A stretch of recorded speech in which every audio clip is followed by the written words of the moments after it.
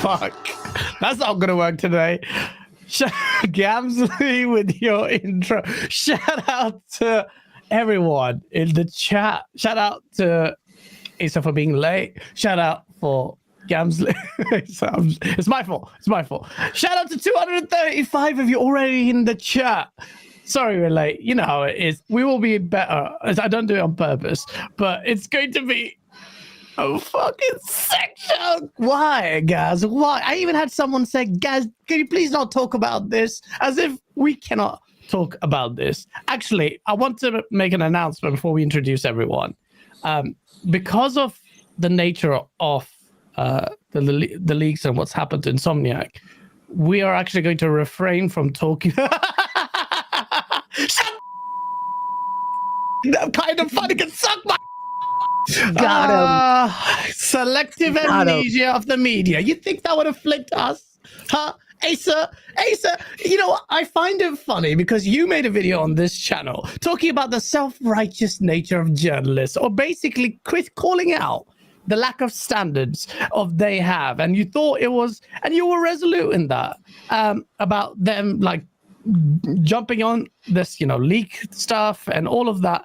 But the industry never adhered to this standard. But you were one of the few people who actually said, well, it's a bit shitty, isn't it? Well, but now it seems like the industry has suddenly realized that there is an ethical question, perhaps. And I just, before I introduce the guests, want to introduce you and throw you into the volcano. What do you think about Insomniac and the leaks? And should we discuss it? I haven't even talked to you about this, and maybe you have a view on this. That's a lot for an intro before we've even spoken to our guests, because I could talk about that for quite a while. Okay, you know what? I will lead. Say your highs, and I'll introduce the guests, and then I'll bring you straight to talk about it. How are you doing with your Christmas shirt? Yeah, I'm good. It's really, really warm in here. I'm wearing a Christmas shirt, and I'm just going to sit here and sweat for most of the show. But yeah, got a new guest. Got Blaze coming back. Blaze is always a gent that holds a conversation well, and I'm sure we're going to have a good time with Gamsley as well. So let's get to it. Yeah, absolutely, we will. Shout out to everyone in the chat. Shout out Abbott. Shout out all you peeps. I see y'all. I can't wait to get into the topics. Blaze, welcome back, sir. I hope you're doing well. It's always a pleasure to have you on, especially when there's bad PlayStation news. How are you doing? Guys, go fuck yourself. How you doing? It's never for you guys. Never. It's always for Asa. And I hope everybody's having a good Christmas weekend. Get your shopping done. But no, guys, you know I love you to death, bro. Oh, yeah, mad love, man. Mad love, bro. We're going to get into it as well. I'm having a shitty day, but I see this guy's attitude, and he has such a pot. Like, I'm just going to stop being a bitch and continue just go raw, man. Just go raw. Use this to vent. You haven't had a bad day until you lost all your fingers. You know what I mean? Oh, damn. That was my dark. Hey, this guy is fucking awesome, bro. I'm serious. Yes, he is. Last but certainly not least, ladies and gentlemen, a debut from Gamsley! What the fuck? Sorry, it didn't mean. What the fuck? Sorry. What the fuck is this? I don't know. I didn't realize that was supposed to add reverb. How are you, man? Oh man, I'm good. I've been making tours on all sorts of podcasts, and I'm loving it. You know what I mean? It's a good time out here, especially when you could kick ponies in the face. Well, that's all you can do, Gamsley. Because I'm sorry, that's it. I can't give them a hug. That's for sure. Oh, it's good to have you on here, man. It's so good to have you on here. And I know you've been excited as well. I've been excited to have you on here as well. And people are telling me Gamsley comes with the fire. And I've seen a little bit of the fire with Sean and Dirt. So I'm really intrigued to see the dynamic on this one, because I'm going to be an instigating piece of shit throughout this entire podcast. But before we do, let's add some nuance to this show. Asa, look, there are some journalists who don't even want to talk about what we're talking about today. Are we going to be those journalists? Obviously not. But what is your view on this whole righteous bullshit? Sorry, what is it your view on it? That's really difficult, because I'm a sanctimonious arsehole, and I ride atop a high horse and tell everyone else when they're doing it wrong. But other people are trying to climb on my horse now, and they've not earned it. You can't just get on the horse because you got something that's bigger than the usual ones. No, this is my little space. Push them back to the ground. There are like serious ethical questions. Did you know that Ubisoft have been hacked now? Yeah, just heard it. Yeah. There's like a very real and reasonable argument that everyone covering this news is giving power to the people that are doing these hacking attacks, and they're now going to ransom Ubisoft more effectively and more efficiently because they've seen the fallout. But like, this is the same with all leaks. You don't get to draw funny lines because this one is bigger or because the crimes were different to get this info out and about. So I just want to see consistency from people. Pick a stance and freaking stick to it. Yeah, I mean, you say it's different, but we've had similar hacking scandals, and Capcom, was it Capcom? Sorry, was it Capcom?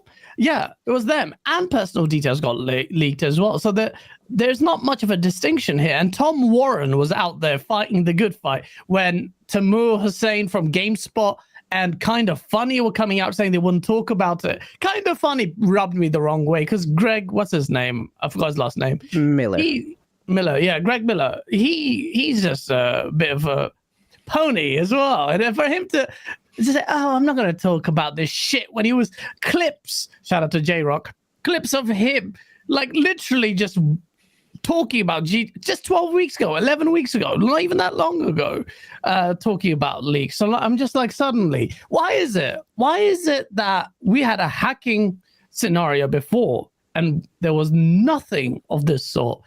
Is it because Insomniac are seen as like darlings or something by the industry? It doesn't. It certainly plays to the Xbox tax or PlayStation bias. Leaking something and holding someone for ransom is different, huh? But they did the same thing. The same thing happened to Capcom. Yeah, but you said Rockstar. I'm just speaking on Rockstar. No, don't you think like, hey, give us X amount of money? They covered both. They covered Rockstar and they covered Capcom, and Capcom was a leak. Okay. So I mean, listen. We'll get into it. Get into it now. Well, I'm just saying, listen, this is the thing with Sony is it's just not a good look for PlayStation because they have a history of fucking, having poor security in terms of this shit.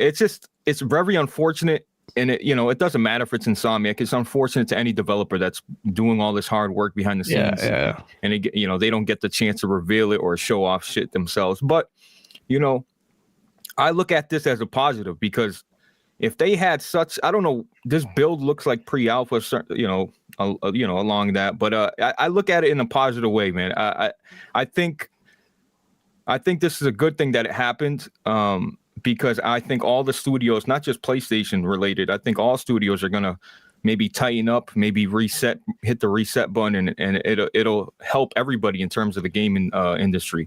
So I think it's a good thing that it happened like that. It's just people saying the game looks unpolished. It's like, well, obviously we'll talk about that in a sec because that's the whole topic in itself. But that's a bit, we'll get into that. Listen, at the end of the day, it's unfortunate, but is it a big deal?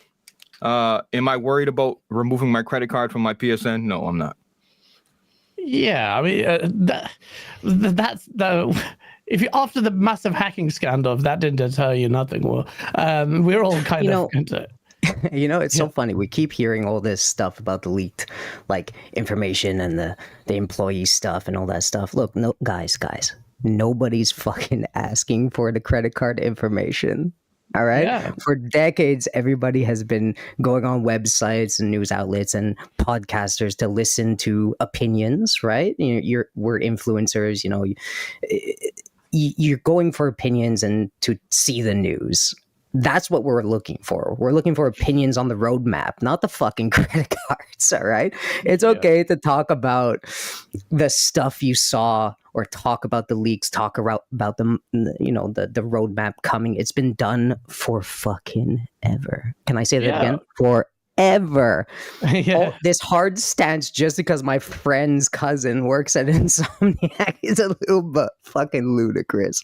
It doesn't matter. It's like you can talk about it. Like tell us about it. You said all the bullshit when GTA 6 was running out there with build. There was a build running out there with GTA 6 too. Yeah, Source There code was a running video. out there. Yeah. Got leaked. So what the fuck? What is the actual difference here, guys? Right? Like, where do we draw the line? The kind of funny also rubbed me the wrong way because they're not a news outlet, right? They're not a news outlet. They're a YouTuber, right? They're kind of influencers. They have credibility. This is all really about to protect their code at the end of the day, right? What puts bread on your table, right? They were probably called by their friends being like, please don't, or else I'm gonna yell at everybody and I hate you and oh no, please don't do this. And they're like, all right, well, are you going to give us a source code? They're like, yeah. And they're like, all right, we'll shut up. That's what it feels like, Yeah, I mean, Like, it feels why? like it's a lot of favoritism, and then because Greg Miller's been there, he's been in the game, and even MVG called him out for it, and Tom Warren's quite rightly called it out, and it's just like all of a sudden we're gonna prop this position, and then expect people to stay quiet about it. Like, It doesn't I make understand. sense because one entity is not going to talk about it, the whole industry is going to continually talk about it. Yeah. So why look stupid like that? Why look like a stand for no reason? Yeah, And they're absolutely. sorry to cut you off. Yeah, they're Yeah. just like there's a trend right now in a lot of media that's like, they're trying to be the white knights, the knights in shining armor, but what that does is pinch them in the corner. It's like, okay, well now That's a where's good the point. consistency for the next time? So Exactly, you're that's running a good around point. parading with the, pick of the week, hot topic, and trying to be the nice guy on it. But it's just like, guys, that's not why people love you or start watching you. We're here for fucking opinions. Do And your job. video What's your games. opinion about the things, right? What are you cover the things? And now every time something like this is going to happen, instead of getting bread on their table, they're always going to have to second guess in their boardroom. They're going to be like, do we talk about this or do we shut the fuck up?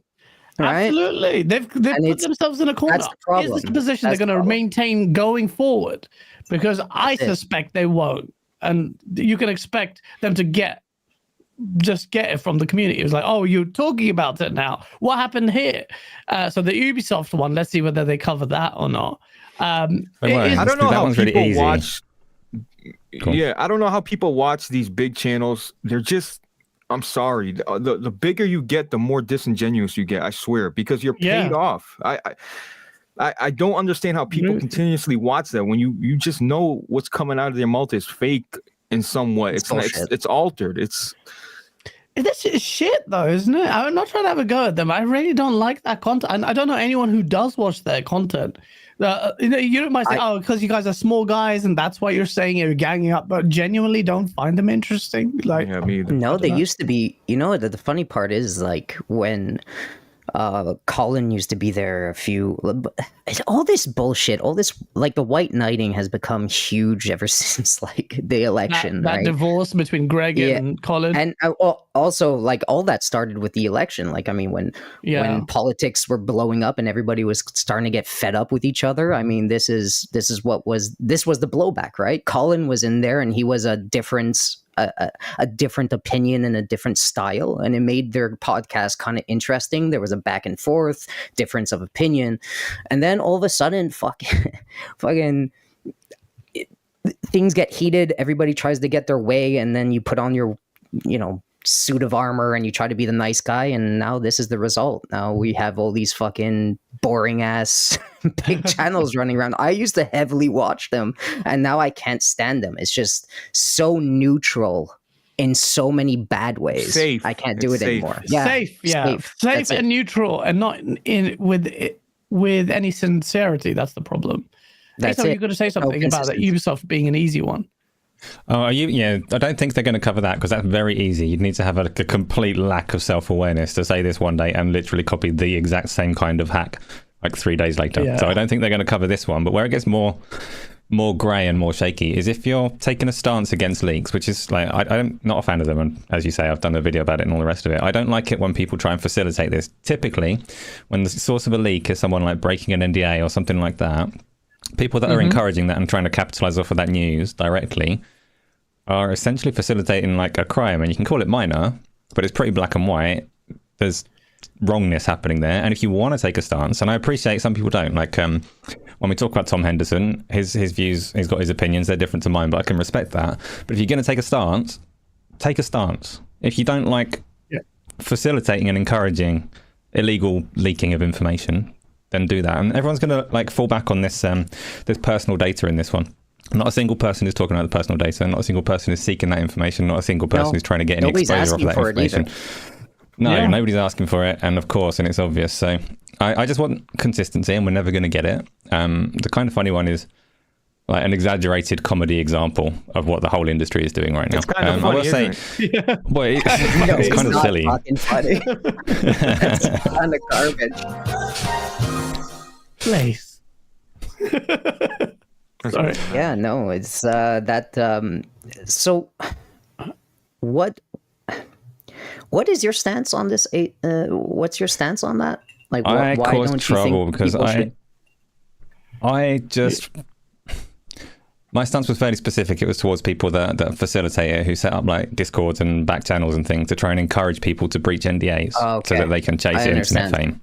My stance was quite simply like, that's wrong. Like fairly simplistically, Yeah, I get it. Right and wrong. That falls on the wrong side of the line. There's a good Sorry. video on the channel on the Scamsley that Asa did. That I'll check it out. Yeah, we haven't got that many channels videos on this, so you will find it pretty. Okay, I thought you were saying like the news shouldn't kind of cover it, but that's kind of what the news should be doing, right? Like if the stuff is broken, if it's out there, you should at least again discuss what exactly happened, or have a interesting conversation on, let's say, like, roadmap or whatever, right?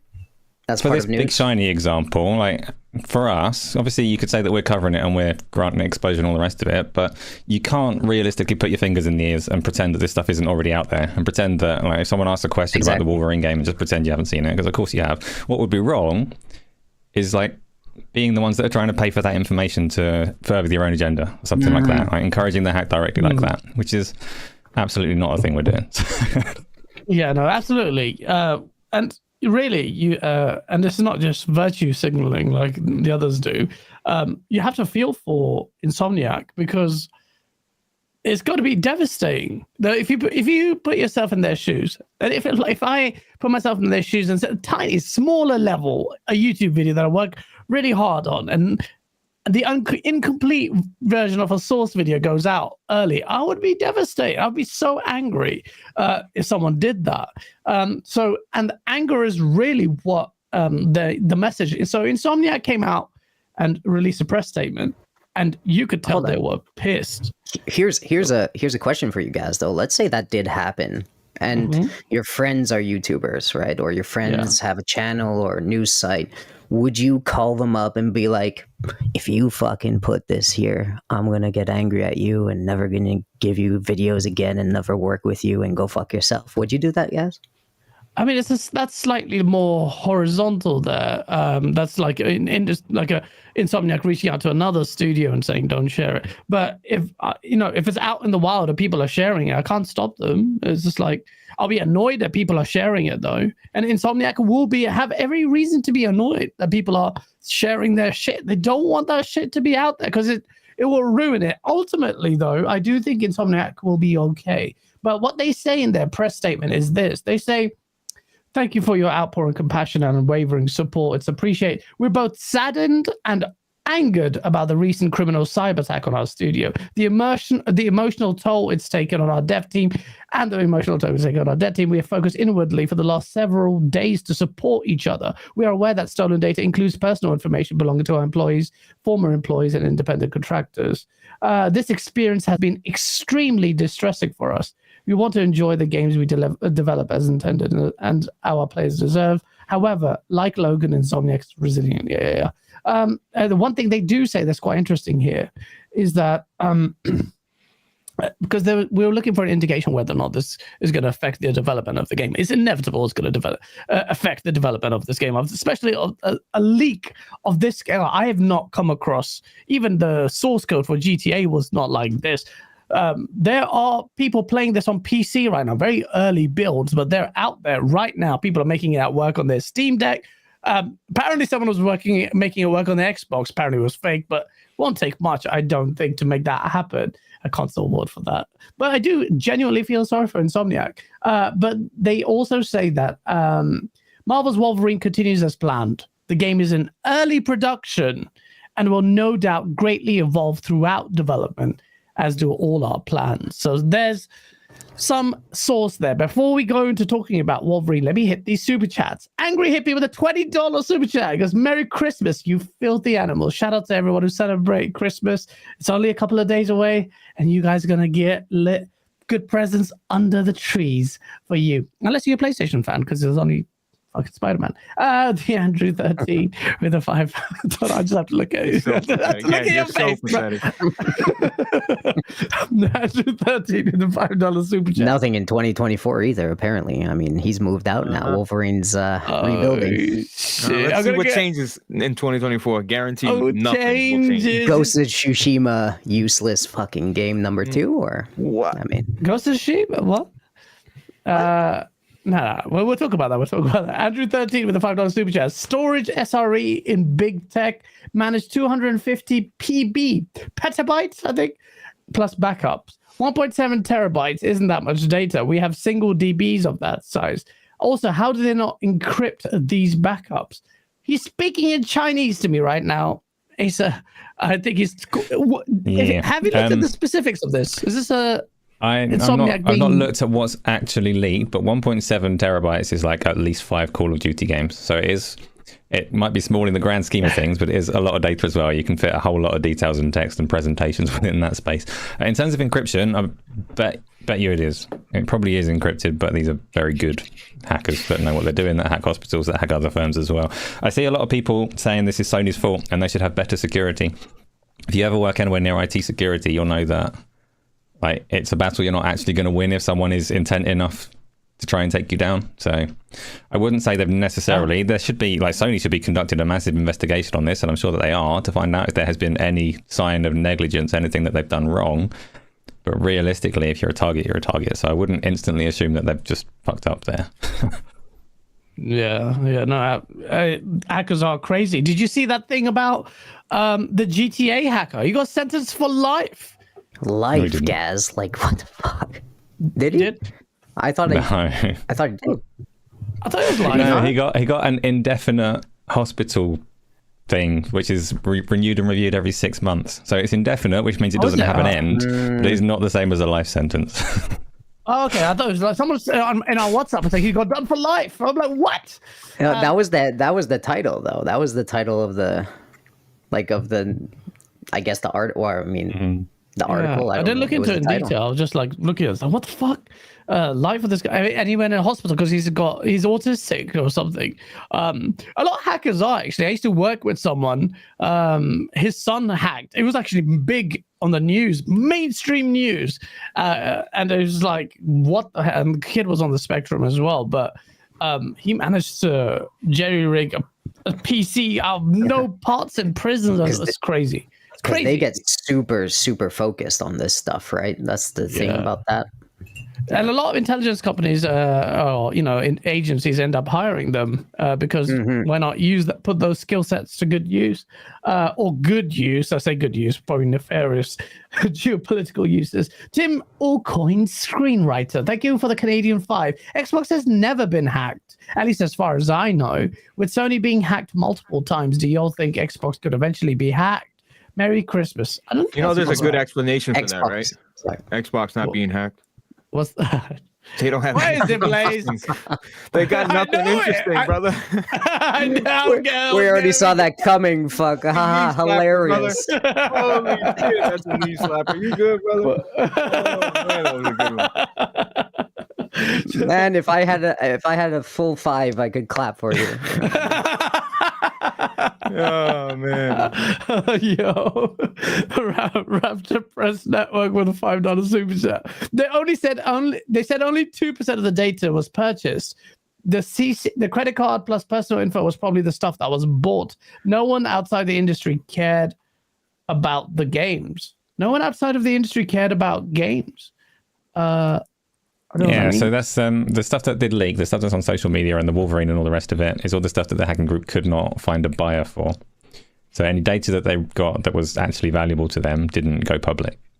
It was bought. Oh, so someone, they actually, Insomniac bought the personal information? Not Insomniac. So it was a ransom attack. So the idea was they're like, Insomniac, if you give us I don't know what the price was, 2 million, whatever, then you can have all the data back. If not, we're going to auction it to the highest bidder.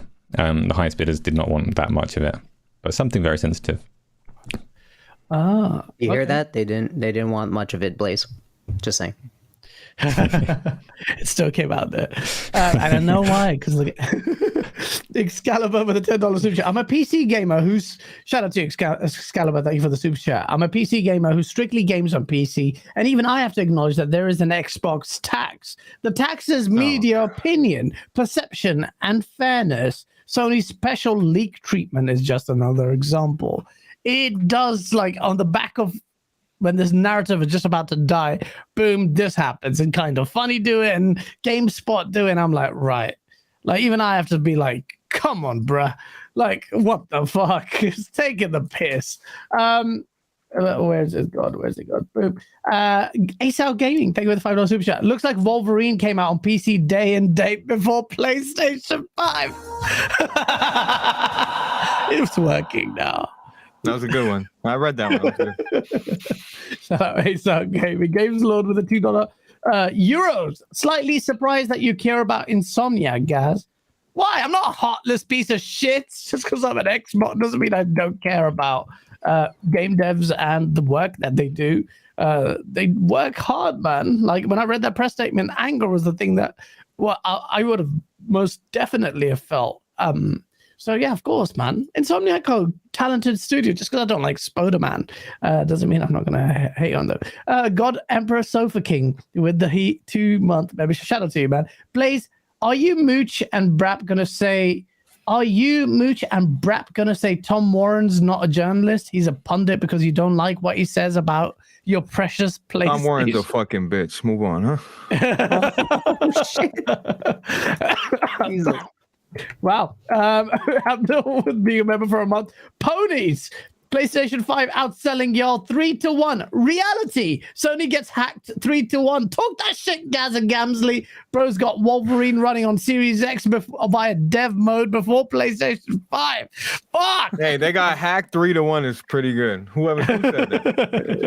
That was good. It was solid, man. That was good. Oh, man. More solid. More solid than things coming out of Mooch's mouth. Fucking guy. Oh, come on. He's a fellow Paisan. Leave the guy alone. Does he got PlayStation dildos dicks in his mouth? Yeah. That's my guy. Shout out to Moose, man. So we've got Wolverine. So we've, like, dare I say it, I'm sure we all must have seen the footage. Yes. Asa, you have seen the footage? Bits and pieces, only via Twitter. I've not sort it out or anything. Yeah, I've seen quite a bit of it. Because people are sending it to me. There's one thing that I can't get. It since it's early, they're probably using so much, they're recycling a lot of assets from Spider-Man. You could just tell by the float of this motherfucker that he's just running like Spider-Man. You know what I mean? He feels like a feather in the footage. Yeah, I mean, this is very early footage, but one thing I was seeing when I was watching it, I was like, yo, this, like, the traversal, obviously he's doing it with the claws now, and he's going wall running and stuff. And I was that fucking sniffing is going to piss me off. That sniffing shit. Like, wow, this guy didn't take a fucking shower. Okay. Him also hiding in bushes. Like, why the fuck is he hiding in bushes? I'll tell you what, it's a PlayStation game. That's why. No, listen, it is super early, but even like I critique the first thing I noticed, I'm like, yo, I know this is stuff they add at the end, and I understand all this and the polishing, but there needs to be a lot more blood, and I mean a lot more. Yeah. Okay. Yeah, yes, maybe and some dismemberment. You know what I mean? He has to be really heavy. Yeah. He has to be walking like fucking. He has to be a smaller Kratos and ripping people apart. That's what I want Logan. Hey, whatever. Logan, yeah. I want actual Logan, the movie kind of Logan vibes. I saw quite a bit of it, like the boss battles and stuff, and Well, it's so early, so you don't want to be like people clip it and then share it. Oh, guys is judging it on the fucking thing, but you can see the base skeleton of the game, and it feels like it's quite intriguing to see that. And then you see, oh well, they're gonna add the flare, the bells and whistles, the blood, hopefully, and the dismemberment. But the general like skeleton of it, I don't know about if I'm like okay, Yeah. this is an Insomniac game. This is a game I've like, even the combat moves and stuff. I was just like, Are you saying it looks mid like Insomniac? no, I'm not saying it. I just feel like when it, even some of the bar scene actually does look really good. It's more complete, that part of it, because I guess it's early in the game. But then they had this other woman who you control, and I was like, oh, this is gonna be another Mary Jane shit. Like, I don't know, man. That was the psychic girl, right? I don't know who that was. Wasn't that Jean? That's supposed to be Jean, isn't it? Is it Jean? Okay, it might be Jean. From the X-Men. Yeah, It doesn't look, Redfall bad. Not does Jean it? Park. Jean Grey. Jean Grey. Jean Park. Sorry, Grey? Jean. I got Jean Park on my mind. Jean Grey. Yeah, Jean Grey. Yeah, she was. You almost got it, bud. Jean. Can I just go on a little tangent? Jean Grey. Shit, my girlfriend's watching this. I was gonna say Jean Grey was very. Shout out to her. Shout out to you. I was gonna say. I'm not gonna say. She's gonna kill me because last time I said good things about Anna de Armas, she almost killed me. If you don't get you what you want for Christmas. It's a comic book character. Have you got like a telekinesis kink? No, it was actually it was in the movie. The X-Men movie with Jean Park, who played with had white hair. What happened to her? She was a really cool actress. Chat, you'll remember. You know what? We can move on. We can move on. Yeah. So, Champagne Supernova, shout out to you, bro. He goes, thank you for the $5 Australian. All I want for Christmas is for Asa to say Michael Caine without it sounding like he's saying Michael Caine. Thanks for the banger year, fellas. There you go, Asa. Say it. I don't know what to do with it. I've never even considered that the name sounds like Michael Caine before. Michael Caine. It does sound like Michael Caine. Harry Kane. Oh, shit. He clocked you for time. So Wolverine looks out early. So some of the footage I saw, some people like the traversal looks okay, quite interesting. I definitely want to see more dismemberment because all you can see is little scars here and there, a little bit of blood. It does look like it's gonna be bloody. Very early on, I want dismemberment though, because I think it's a bit of a cop out if you don't have dismemberment. I was also actually hoping for something a little bit more linear, tightly controlled, to really hone in on the impact of things. I'm a bit like, I was thinking like Hellblade kind of thing in my head. But Gaz, let me ask you something. You see Spider-Man 2, how massive that world is, right? Yeah. Massively average. Oh shit. You're gonna let him say that? Listen, I really like this guy. I really like you. Okay, I'm not here to fight. Listen, don't let Gaz have us fight for no reason, brother. All right. I have no. He said it. All I got is legs, man. That's all I got. Gloves off, boots off. I mean, I can't even put on gloves. Fuck. Listen, man. I'm just saying, if you see the world of Spider-Man 2, it looks gorgeous. I mean, we all jokes aside, it looks really good, and I just think Wolverine is not even going to be a half of that in terms of the scale of it. And, I'm assuming it won't be even. Nah, yeah. You know what I mean? So I just feel like they can pack way more in terms of detail, in terms of, attention to detail, little things like that. So, it's too early to judge, man. It's too early. Yeah, Insomniac's not going to put out no dog shit. You just know that. I mean, bro, there's no way. Even if you look at some of the boss scene stuff, like the early footage, it does look really good. Like the lighting and the way it's bouncing off. Wolverine's going to be a good looking game. Wolverine may be a very good game on its own right. Like, I'm not. It's going to print money, guys. You understand that, right? Well, it depends. Actually, is it though? Please hold on a second. Hold on. Yeah, let him. Come on. Wait a minute. Hold on, guys. Wait a second. Hold on. Let me TTS for a second. Go. All right, I'm taking the copyright. Listen, This is gonna make money. What you said, Gamsley. Go on. Is Spider-Man 2 $312 million better than 2018, or $100 million better than 2008? Does it look that much better? Absolutely. Was it worth that money? Did they make a lot? Listen, you're worried about their pockets. I'm worried about the game I played, brother. There's a difference. The Yeah, game but did was great. it look that expensive? You just said they're going to make paper. You It's just gonna said that print they're paper. making Yeah. money. You don't think they're said gonna don't be? care You about don't, the money, but hold on, you you don't said think the Wolverine's money. gonna be profitable, guys? They're gonna make bank. Hold on, you're saying, yeah. yeah. This, I guarantee you, this will outsell any game that year. You know what? Probably. Okay. You're right. You're right. All I was attacking was Spider-Man 2. It shocked me when the documents came out, and that's like That the they point I spent want to that much? highlight. Yo, 312. I'm not That's a lot of joking. money. 312. And I was like, Bro. holy shit. Like the scale, yeah, like it's much bigger, but I mean, is it really 100 million like Think better, about it. right? Let me ask you something. I read an article Good that question. it cost $30 million to port a PlayStation 5 game over to PC. Oh yeah. And $70 million to put the bike scene. And then another 30 million to see him fly through the building too. I forgot about that. I love Capsule already, bro. No, but that's a good way to lead to that topic, really. Asa, a lot of Twitter was fired up because it. I'm not doing it, man. I'm not buying. You have to. You have to. I like that. I'm not doing it. I'm not gonna do it. It's Christmas. We'll see about that. It's just started.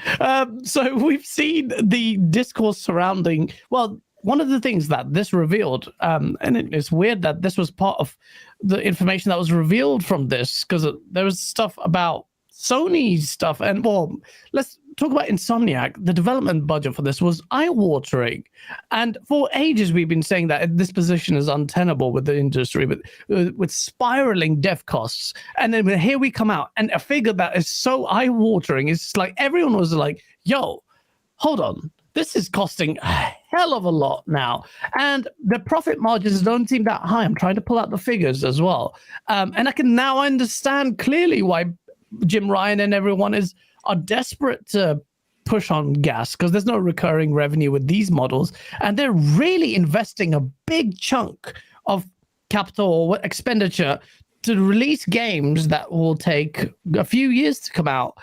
Is this a concern that for a PlayStation? Should this be a concern for PlayStation fans or gaming fans in general? What do you think of this? So the other day, my wife started talking to me. She framed it like I could tell it was going to be a question, but she spoke for like minutes before it got to the end of it. And I told her, "You're doing a gaz on me. I don't know. What is the question here?" And this is a fine example. So, yeah, so Spider-Man in particular being like 312 or whatever you said $1 million, right? That's a surprise, because we all know that Spider-Man, you can talk about what it does right, and I've got a review of Spider-Man and I talk about it quite positively in quite a lot of ways, not always, but quite a lot.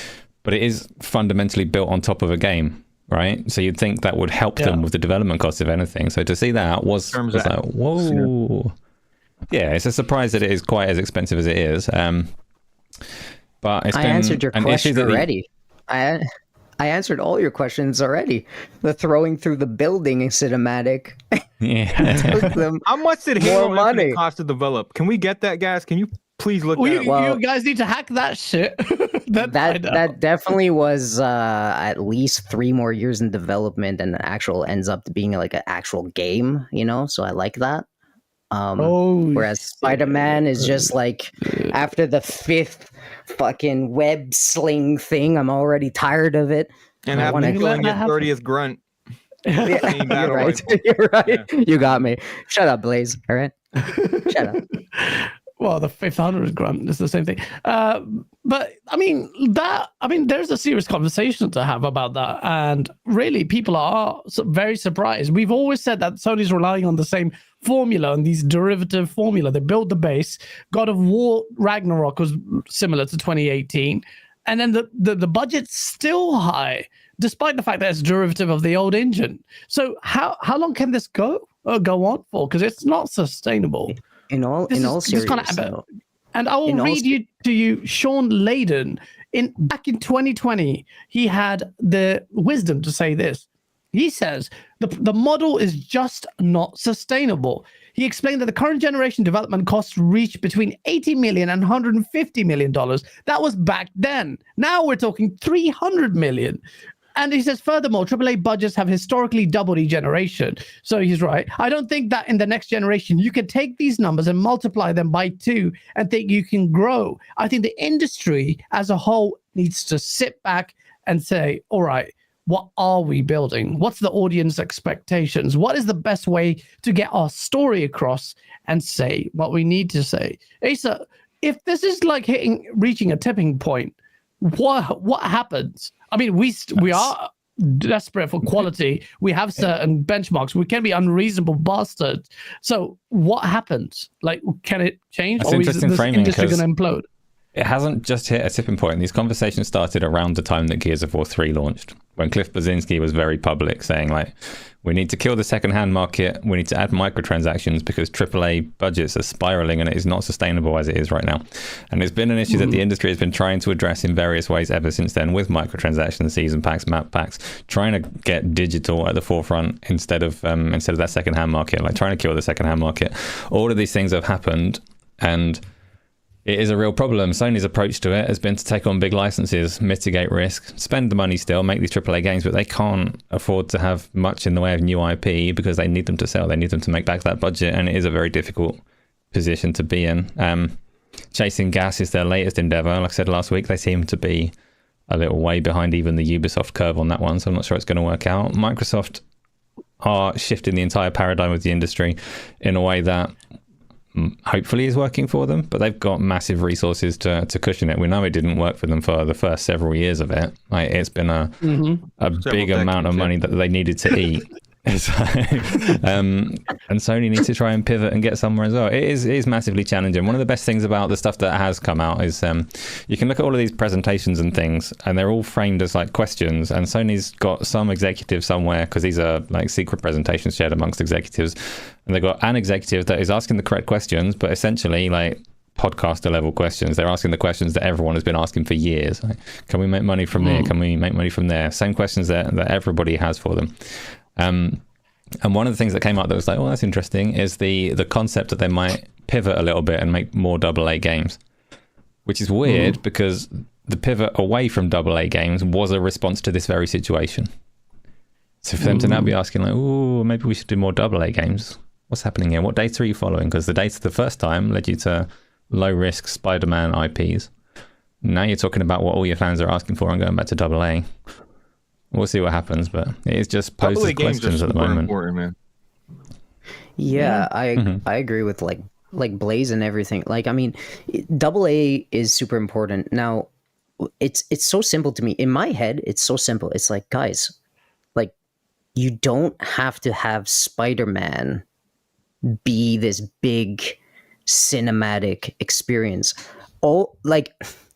You don't need to have a huge budget for Spider-Man. Just swinging, just the gameplay itself, Web of Shadows, Spider-Man 2, Ultimate Alliance, all those games had a very good charm and flow of combat, and people just want fun with their freaking Marvel titles and their Spider-Man games, okay? I don't need to see marriage. Look, I joke around a lot with the bicycle thing and the throwing me through buildings cinematics, and I joke a lot. It's good to have, but do we truly need the whole fucking game to be like that? Can't I just swing as Spider-Man and keep the big budget for Last of Us 3? Like, you could have the Last of Us 3 with the 300 million, and then you could have your Spider-Man as a lesser AAA and not put it. Look, your 2018 was fucking just keep the budget. It's going to be very hard to convince people to go backwards on spectacle after you've set a certain benchmark. You're going to get penalized in reviews. You've set the expectation. But you can't tell me that's their problem. That's their problem, no? I cannot have sex without a condom. And then you're like, oh yeah, just put that on the condom. Like, you can't have me do that. It's not going to be the same. No one's trying to make you do that, Blaze. No, listen.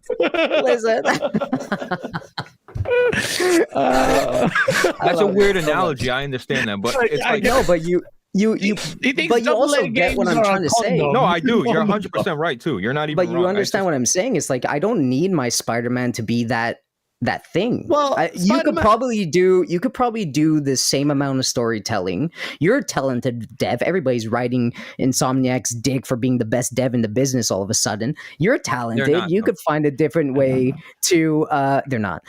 You could find a different way to tell these stories and cut the cost and just focus on the gameplay experience. No, am I wrong? No, you're right though. I think you're correct partially. You can't go back with Spider-Man, but my idea is this, and I think this is why and I said a bit of a troll post, but really there was an element of truth to it, where I said this leak made Game Pass look more sustainable. And what I was alluding to was this: with Game Pass and development, you don't necessarily need AAA budgets. This service has given exposure to indie titles in a way that's really very positive. And I think Xbox, they don't necessarily always have to aim for AAA development. They don't have to go in for the big budget stuff. Yes, they should have that in development, but also supplement that with Xbox is missing.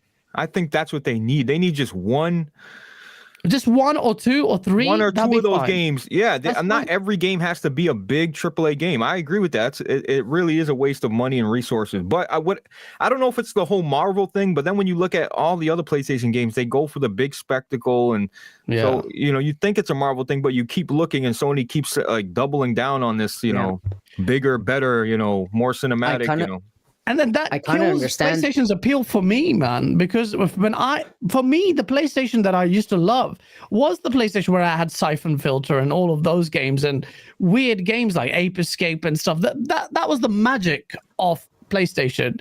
And when ABK happened, a lot of people were wondering existential questions about PlayStation. What did they do? And I remember Hogue Law was saying exactly what I was thinking in my head. This is the time for PlayStation to become weird, going back to their roots, and chasing this AAA spectacle, heavy, high production stuff.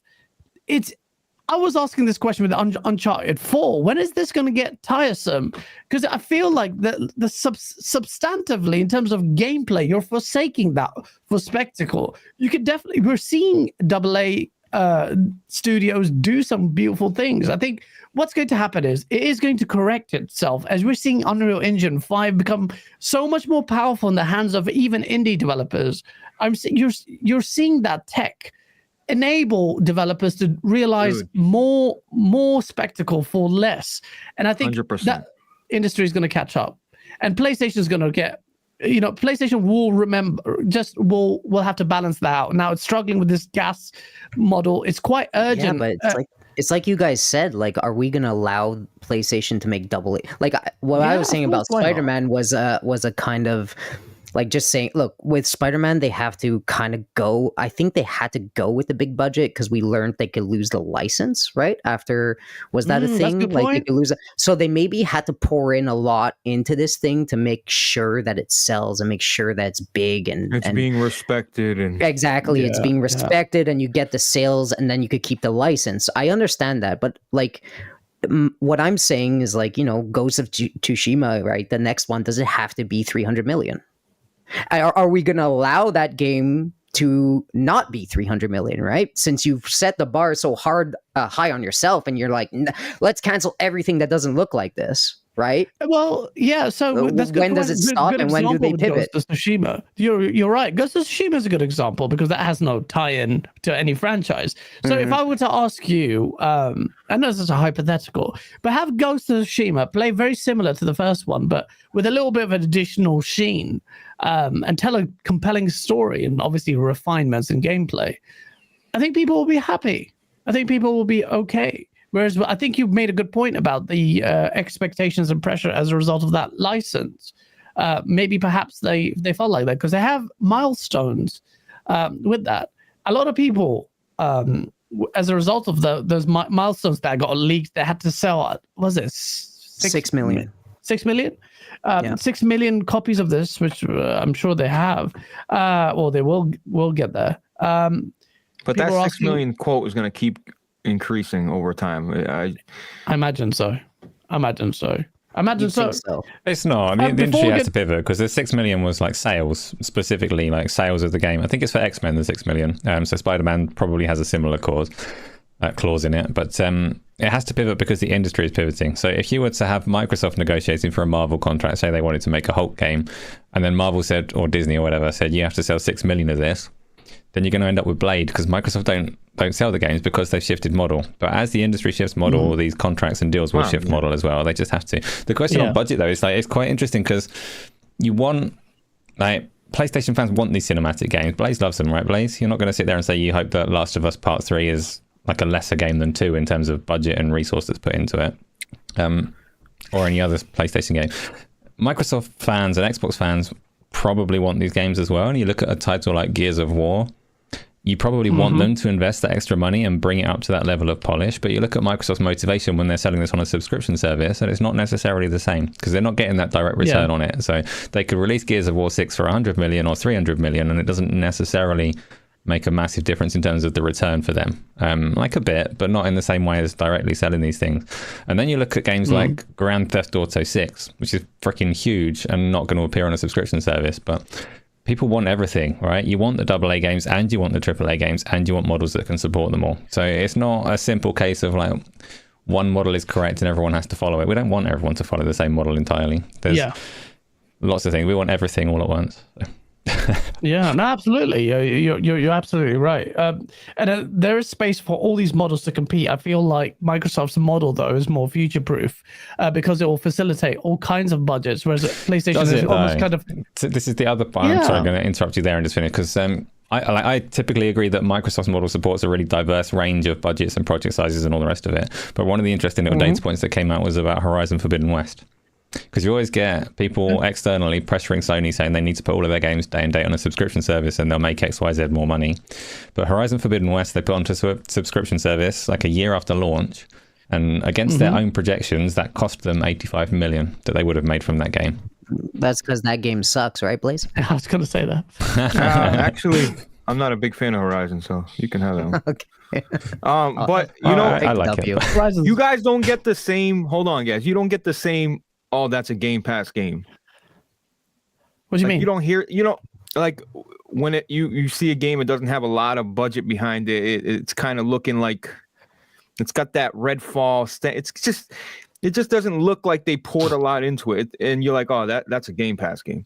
That's why when Liza P went to Game Pass, I was so taken back how excellent it was, because usually I'm like, oh, you know, how much are they giving these developers to put their game on Game Pass day one instead of, you know, the traditional, hey, sell this for $60 and make money that way. You know what I mean? So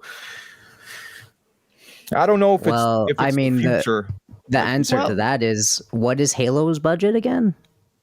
We don't. In fact, that could have been very high. I'm asking you. Do you know? Very high. It could have been very, very high. It's rumored to be 500 really million, above 200 for sure. And I mean, I guess that Forzas are really high as well. You know, so what are we talking about here? They're just. It seems to me like they're just actually being quite smart with budgeting their AA games and everything else in between. No. Well, I would say with Halo Infinite doesn't represent a smart investment. That's just a bit of failing on their part. Apparently, that had a rumors, but $500 million budget, lots of failed development. That's going to be hurting them. But their gas model, just specifically for Halo, the gas model you do consider that is outside of Game Pass. That is not the Game Pass model. The campaign is on Game Pass. The multiplayer is not a Game Pass. The thing is, can you separate the two when gas is supplementing the entirety of it? Yes, the separation is massively significant. The fact that Microsoft have a multiplayer game and they want to keep it open and not on Game Pass is actually, it's an interesting data point at the least. I mean, their intention to do that, fine, but that still is revenue coming in that helps make something like Game Pass sustainable. I think like Gears of War, for instance, that's going to have a high development budget, I'm sure. Yeah, but that's Unreal Engine. That's Unreal Engine 5, and the Coalition are fucking masters of Unreal Engine. So I think they can make that game look shiny, beautiful, AAA, without really breaking I'm serious. I that's how great Unreal Engine 5 is, and that's how incredibly talented the Coalition is. But why can't Sony developers do that with their engines? Like, that's what I'm trying to say is, like, can't they make something look so shiny and new and whatever you're saying and still make a good AAA game without the budget being gigantic? Well, we don't know until they actually do it. I mean, I think one of you're going to see massive. one of the key things though about Unreal Engine 5 that adds value to it and makes it sing in the way that it does is that you need really freaking high quality art, and that's expensive on a human level. So, dude, my friend is building a SOCOM successor in my Discord. He's a dev, right? And he's got like a 6-man team. And the way I'm telling you, I'll send you some screenshots of this game. You would think there's a ton of money behind it, and it's just the assets being purchased from the Unreal Engine store. These high res 8K assets that he's, why sit there and pay a developer to build trees and picket fences when you can buy it off the store, and it saves them a bunch of development time and cost for that matter. But Unreal Engine 5, like Gaz just said earlier, I'm serious, it is going to level out the playing field big time. If you look at RoboCop, there are certain points in that game when you're like, holy shit, this looks good. But then you see the shortcomings where they kind of didn't do as much. The shortcuts. Yeah. But see, that's the thing. See, that kind of RoboCop is kind of a good game, like a AA game using, I think, Unreal Engine as well. John Lindemann was talking about how beautiful it looks, and that's, I'm sure, using a lot of like pre-made assets as well. And that's going to be something you'll see later on, as these very talented devs are doing. What indie used to look like and what indie games look now is so transformative, even as far as last gen to now. So you're going to see that. In terms of like Horizon is a good example of where a lot of PlayStation guys were saying, oh, look at Horizon, their sales tanked. So Game Pass, it proves Game Pass isn't sustainable, but Game Pass isn't beholden to your AAA, like that kind of game.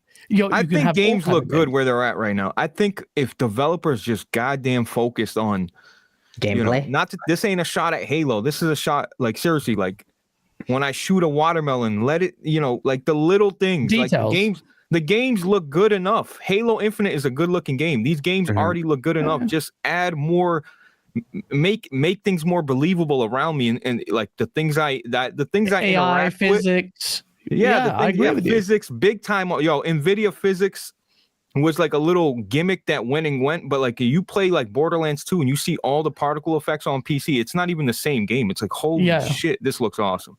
Absolutely. The thing is, people don't realize, and Asa said this before, like graphics and visuals isn't just raw fidelity and like texture stuff. It can be physics. It's the way things look like appear, like loads of particle effects, like loads of things breaking apart, like damage on cars. Like we still don't see proper damage on cars in Forza. You don't see damage on bodies, man. Put damn bullet holes in blood and when I shoot someone, show armor come off. Like I love Firm Software. Firm Software is my favorite developer of all time. But the one thing, they reuse assets in terms of sound. They reuse where you got all this money from Elden Ring. Your next game, let there be a little. When I slice a boss, like you could slice off tails in Dark Souls 1 on certain bosses, but let there be armor, let there be marks in the arm or something. I'm just. That becomes, but I'd imagine that developers, like, that becomes very like a slow, expensive. Yeah, because then they get I think it's just a smart, let's say, management team where they're like, guys, let's refocus. Because if you leave the devs to like try to build their ideal thing, they'll put their heart and soul into every detail, and that gets fucking expensive. Where you need the management to step in. Yeah, but that's what, where the management steps in and be like, look, guys, I know you want to put the fucking slash in the armor thing, but how about just fixing this and that and this? That's where good budgeting and management come in after. But the problem is with that kind of management of budgets, it's all going on visual flair, and it's not. And a lot of people in the gaming industry have been asking for a little bit more than that. Some never played Ninja Gaiden, buddy. Come on, buddy. Yeah, right. But for them, Abdul, what he said, he pulled that disc out there. Say sorry, Abdul. Say it in the chat. Let me read these super chats before we get into the next topic. ASAL Gaming, thank you for the $10 super chat. Spider-Man 3.0. I mean, Wolverine seems to be coming in 2030. Bruh, come on, Sony, wrap your shit up before you get them pregnant, aka Prego, protect your info, Sony, lol. Spider-Man, we'll talk about what's actually happening next in a bit, Asal, because there's quite something very big that got revealed out there. Deadly Headley, shout out with a £2 super chat. Gamsley's here to start wars, and I'm here for it. Yeah, absolutely. We love our console wars. Hoggy Chatty with a $10 super chat. Sorry, Blaze, but Spider-Man 2 hasn't come close to breaking even, let alone being profitable. They'd have to sell anywhere between 10 to 15 million units at full price to break even. They're not even close. I didn't know. Does he work? Does he still work for PlayStation? Oh, what is that? Oh, he's never worked for PlayStation. Oh, okay. Oh shit. I'm just playing. Hey, that's a great man right there. And he listen, man. He's a G. I'm not gonna argue with him, bro. Every time he says something to me, I just take it, bro, because he's such a great soul. He's quite infamous for his takes on sales and breaking even and Baldur's Gate 3. And Baldur's Gate 3 especially. Yeah. KJ Ward, even you know that. KJ Ward 85. Shout out to be a member for 6 months. And Hoggy Chatty with a $5 super chat donates some shit on Steam. Spider-Man Miles Morales, Steam Global Codes. Shout out to whoever got that. Hoggy giving it away because PlayStation need some sales. Hey, he's always giving shit away though. On a real note. Bro, Hoggy got funds the dankest 4090 PC, man. Just out of the goodness of his heart, bro. Hoggy is one of the nicest guys, man. Most generous people. I truly believe that. For real.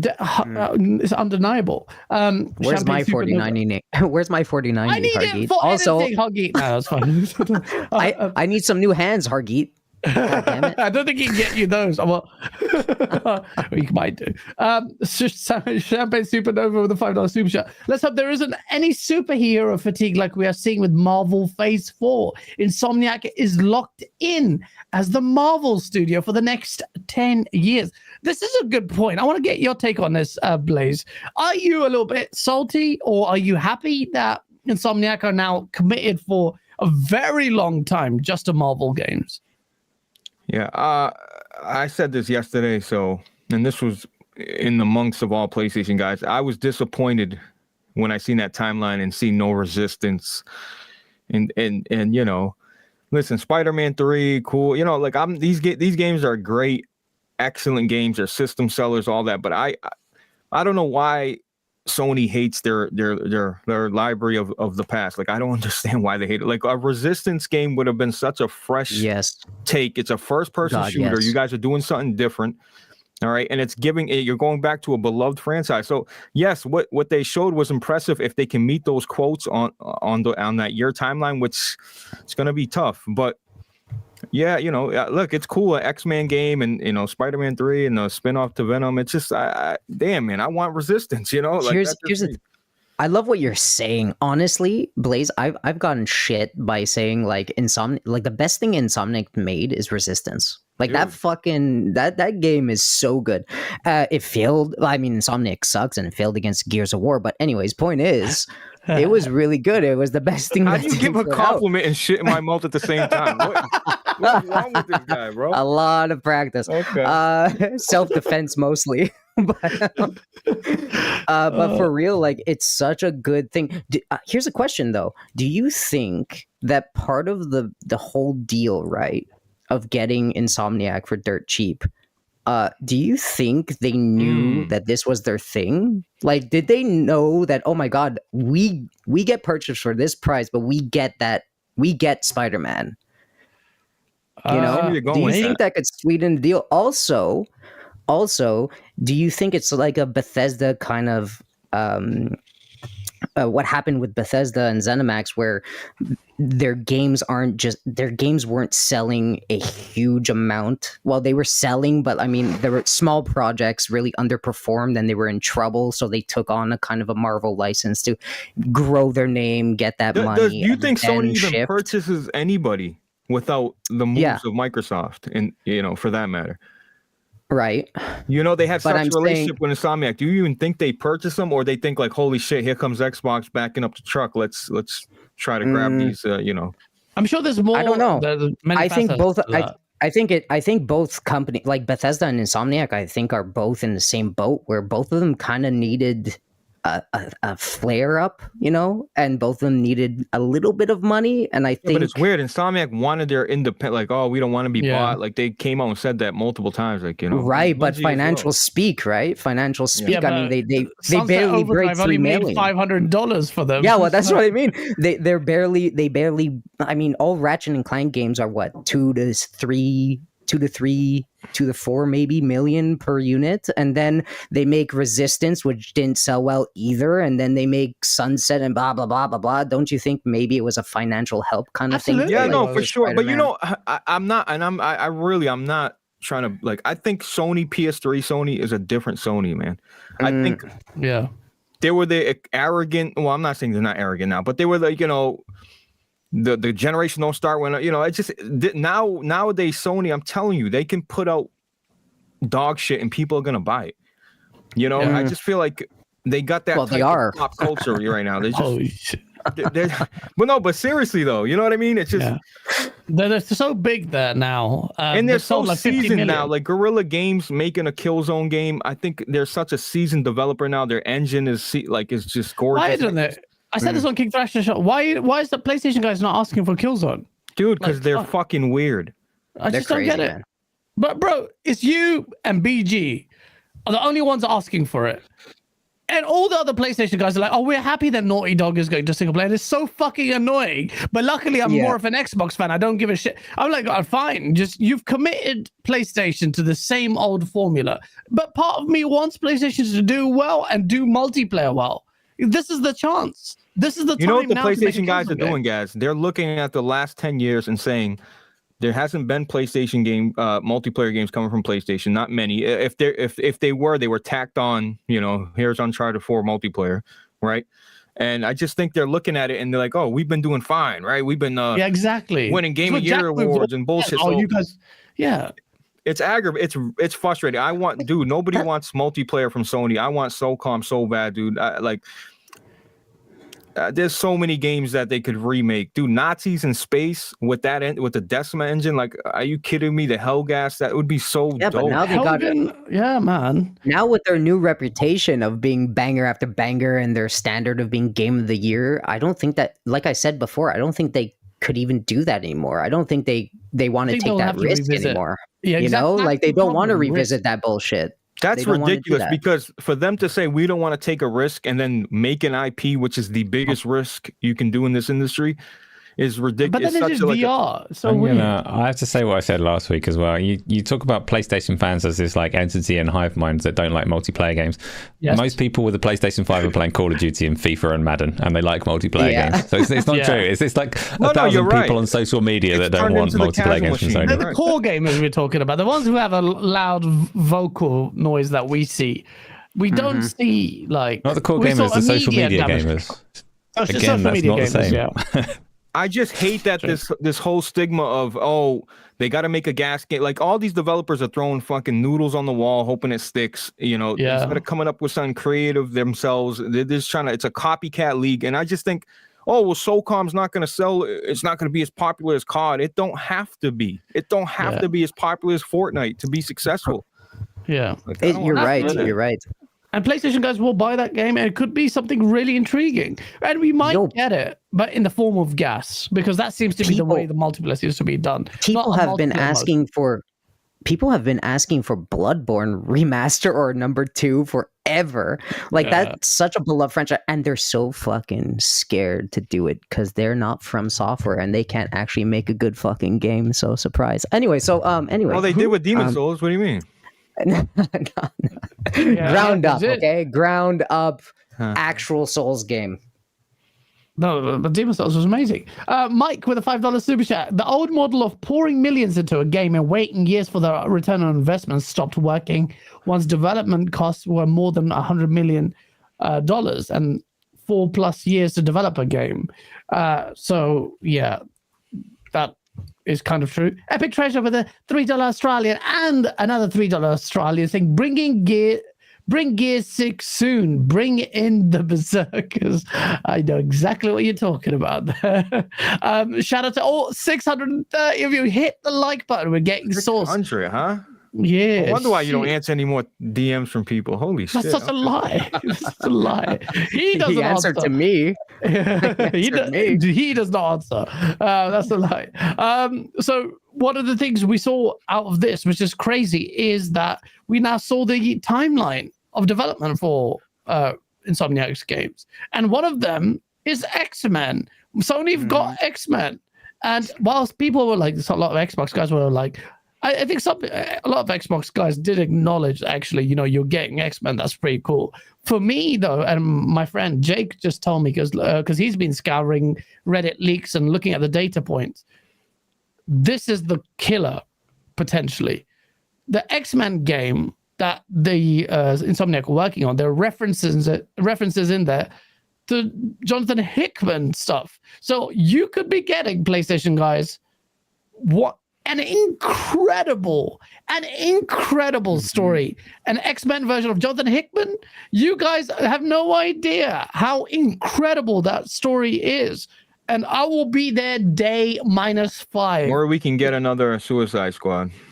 Oh yeah, No, we could get that. Oh my god, I don't think so, man. No, I don't think so. Insomniac have proven it, and I'm praying there are so many ways this X-Men game could be incredible if it's based on Jonathan Hickman. I'm making a video. Are you not?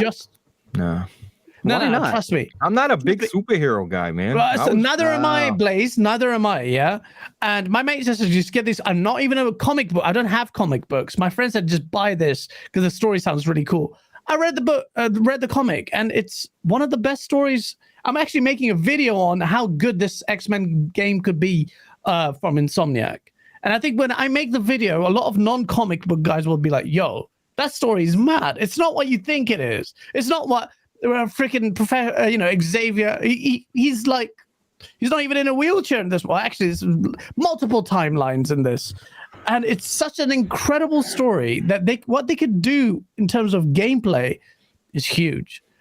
So you guys are gonna get potentially an incredible game with X-Men. And I'm looking forward to it. I'm definitely looking forward to it. It's an incredible franchise. I mean, X-Men is probably like Blade. I mean, Blade, you could do a lot of interesting things. I'm super excited for Xbox. Like Blade, you could do a lot of cool stuff. And you have to be really passionate to think about grabbing Blade. That's why I'm so excited. It's like, why Blade, right? Randomly. And also Indiana Jones and all that stuff. I'm super Blade excited. Makes sense And X-Men, as a video game character. X-Men, Makes sense. Yeah, but it's like out there, right? That's what I love about it. It's not. It's different. It's out there. And 6 million sales if you want X-Men, 6 million if you want Hulk, 6 million for Spider-Man, like 5 million for Iron Man, 4 million for whatever other Marvel hero. Blade's probably he's 500,000, right? He's spitting, man. He knows. But you know what? I'll say this on Blade.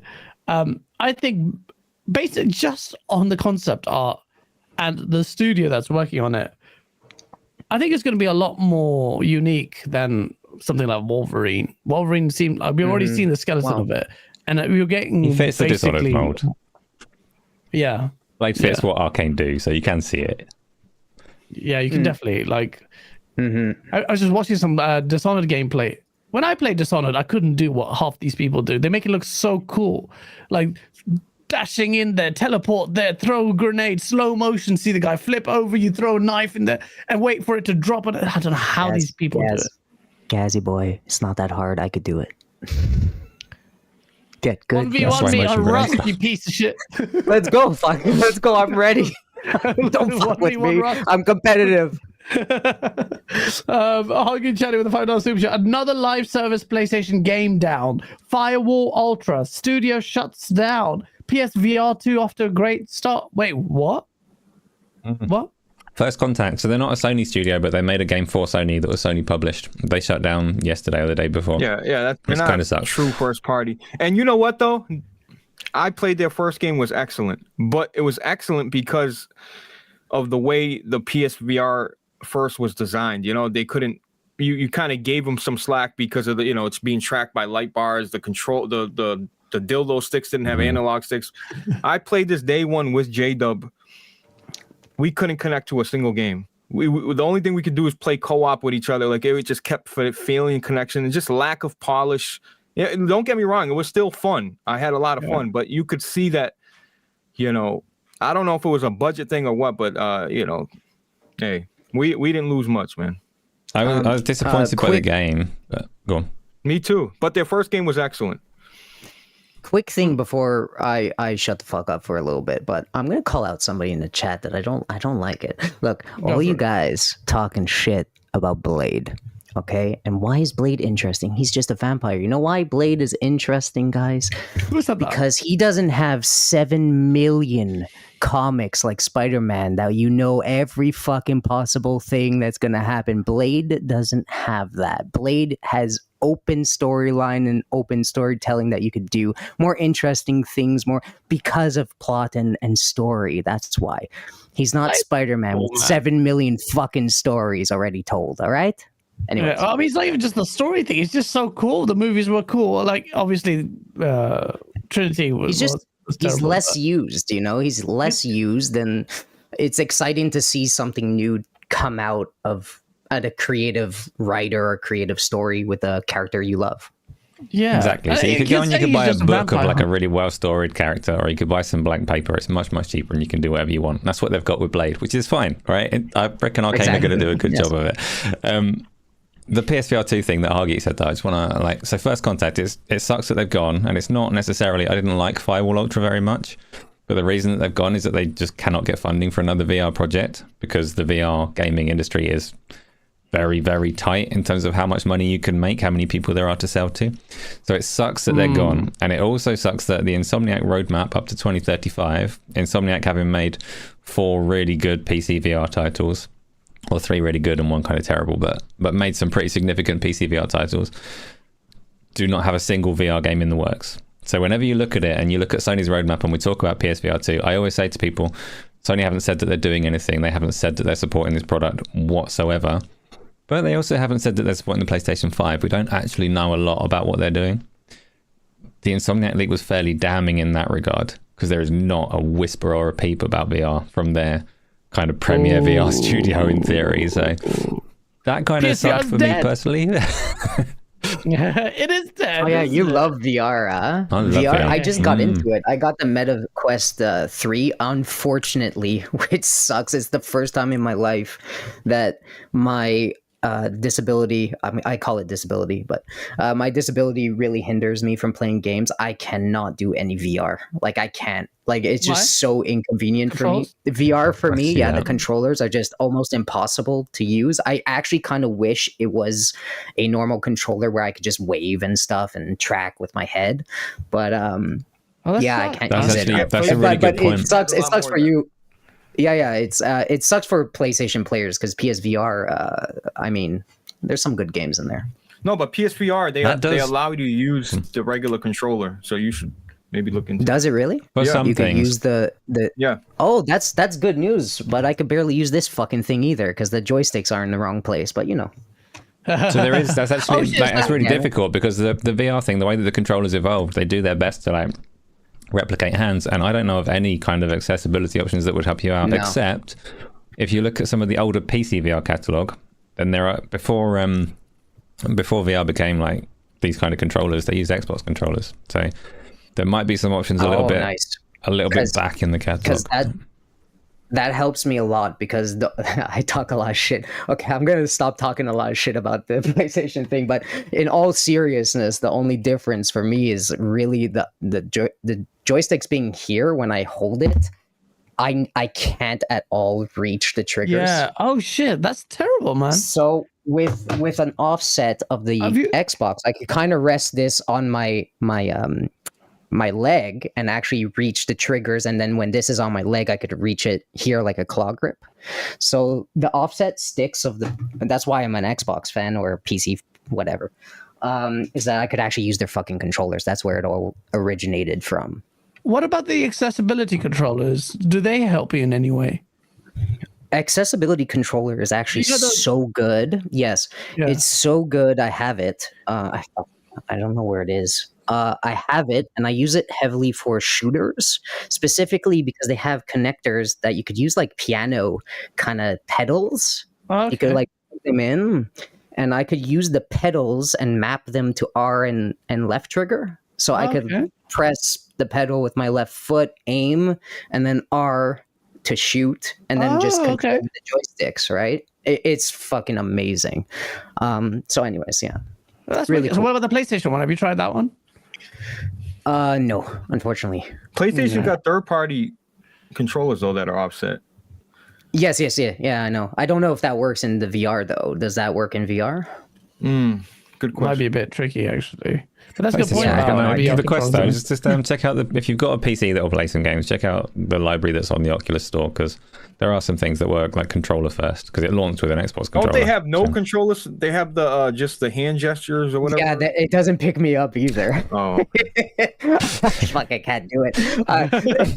It's actually quite funny because when I put my hands out, it shows like 5 fingers, but they're just like this. They're just bugging the fuck out. The system's like, what are you doing?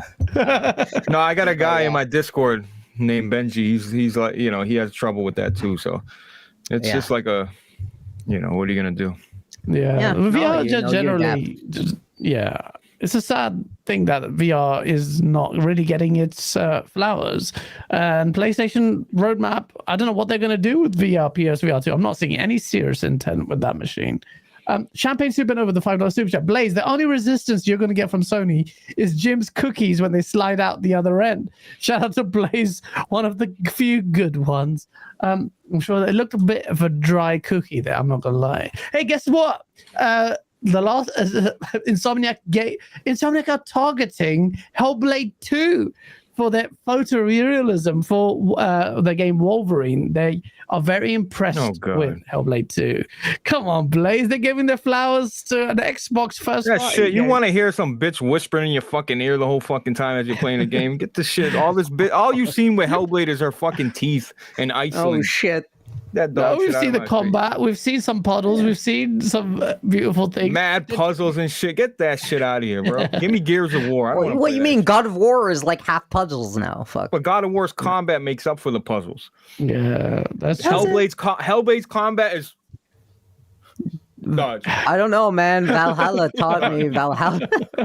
I'm telling Valhalla you, I'm taught not me hating. I that, didn't like the first you know. Hellblade, so this is not me just hating. I did not like the first Hellblade, so I feel You're like right. a lot of people are going in really high. I've said this so many times with really high expectations with Hellblade, and they just, if they haven't played the first game, they didn't like the first game, they're probably not going to like the second one.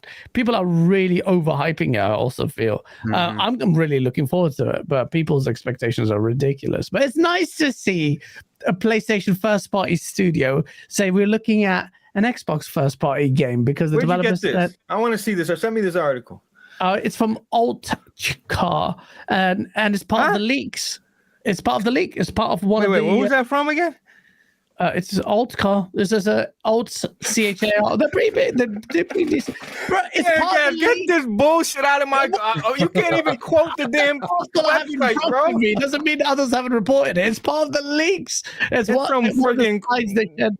They said Ninja Theory, the developer behind Hellblade 2, has showcased impressive character models in recent trailers, demonstrating the studio's commitment to achieving realistic visuals using motion capture and photogrammetry. That's what they're looking The at. game looks good. I listen. Wolverine. I'm just pulling your leg. It really does look good. It's impressive visually. It's definitely impressive. No doubt about it. It's No more doubt about confined, so it can do a lot more. And it is Unreal Engine 5, but it looks absolutely stunning. does. So I can't wait for that. And they're not even like I'm a also- big team like that. So they've already punched above their weight for the first game. So I expect it to look amazing. Yeah. I'm with you. I wonder- Blaze. I also think like the combat should be. I hope it's. No, I like the combat in that I love way. the It's honesty, cheap as man. simple. It's okay. Like, you know what I mean? I love the honesty. It's okay, bro. You know how many PlayStation games are fucking trash to me that I hate? Dude, I can't even tell you. all of them. Majority, huh? Oh, okay. No, but seriously, I don't like a bunch of PlayStation games. That's okay to say. Like, I hate this community that you have to co-sign everything with your favorite logo on it. It's ridiculous. I hate that shit. Bro, these people cap for the mind. Man, quantum error, man. Even that people were dying for. It's just like, yo, calm the fuck down. Ninja Theory, like, critically, this game could be, it could be mid 80s, and people say, oh, look, you thought it was so going to be the next big game changer. But really, mid 80s is where you should expect this game based on where the first game landed. Visually, it may be good. The storytelling may be incredible. The pressure is on Xbox because it hasn't hit a 90 meta for apart from Horizon. Listen, that whole 90 meta thing too is like listen, we use it for our narratives for sure. I have used it before, but at the end of the day, dude, I like games. I've liked some bad Metacritic scored games, like bad. So yeah, no, it was like Callisto Protocol. I think me, you, and Solid Rev are the only ones who are willing to die on that hill and say this is an excellent game. And so the one time only Solid Rev has ever retweeted me when I said Callisto Protocol was a good game. That's how desperate it was. And this piece of shit actually agrees with me, so I'm going to retweet it. Solid Rev. Guys? Who? Solid Rev. You don't know who Solid Rev is? He's an X-bot. Oh, He's a bot. Who? He's a bot. I don't give a fuck. Oh. Continue. And that Solid Rev is a legend. Don't diss Solid Rev. He's the OG. I was watching it before anyone. He must have pissed off. He must have called over. Some trash game that he likes, and he got mad at us. You genuinely don't know who Solid Rev is. I don't know who anyone is, bro. I'm just here to talk shit. All right. Yeah, no, he don't come at him because he will destroy you in his biceps. Your karate won't help you. Fucking Taekwondo, guys. God. Same shit. No, it isn't. It is every Taekwondo week, doesn't use hands. What the fuck, Taekwondo? God, fuck. WTF Taekwondo? No one gives a Jesus shit about Christ. that. No one watches that shit. I'll fight you. You know what it is? People don't want to hear the truth, and as soon as you follow someone and they say something that you don't like that goes against your narrative, all of a sudden they become nonchalant. They're washed up. It's like, bro, give me a break, bro. Like, you really crying. You're the ones. People call people butthurt, but they're the ones really butthurt, mad about shit. Like, I play everything and I enjoy everything. That's just the truth. Yeah, Rev, man, like. I don't often agree with a lot of the things he says, but I love that he keeps it real, and I want to know what he thinks about certain things. And Little Rev as well has got a really good dynamic there. But it's good to see Xbox get some of his flowers. Positive news, maybe. Yeah, definitely. But Bobby Kotick is leaving Acer. A lot of people were saying whether or not. Just to clarify, I've never been with Bobby Kotick. He's not leaving me. No, I did. I gotta love Acer, bro. This is why I love him. He's not leaving Acer. He is leaving Microsoft and Activision Blizzard. Acer. So this is a good thing, right? Like, we've all said he needed to go. He's not a pretty scummy person. And Matt Booty's taking the reins. What do you think of that, Acer? Is this surely positive?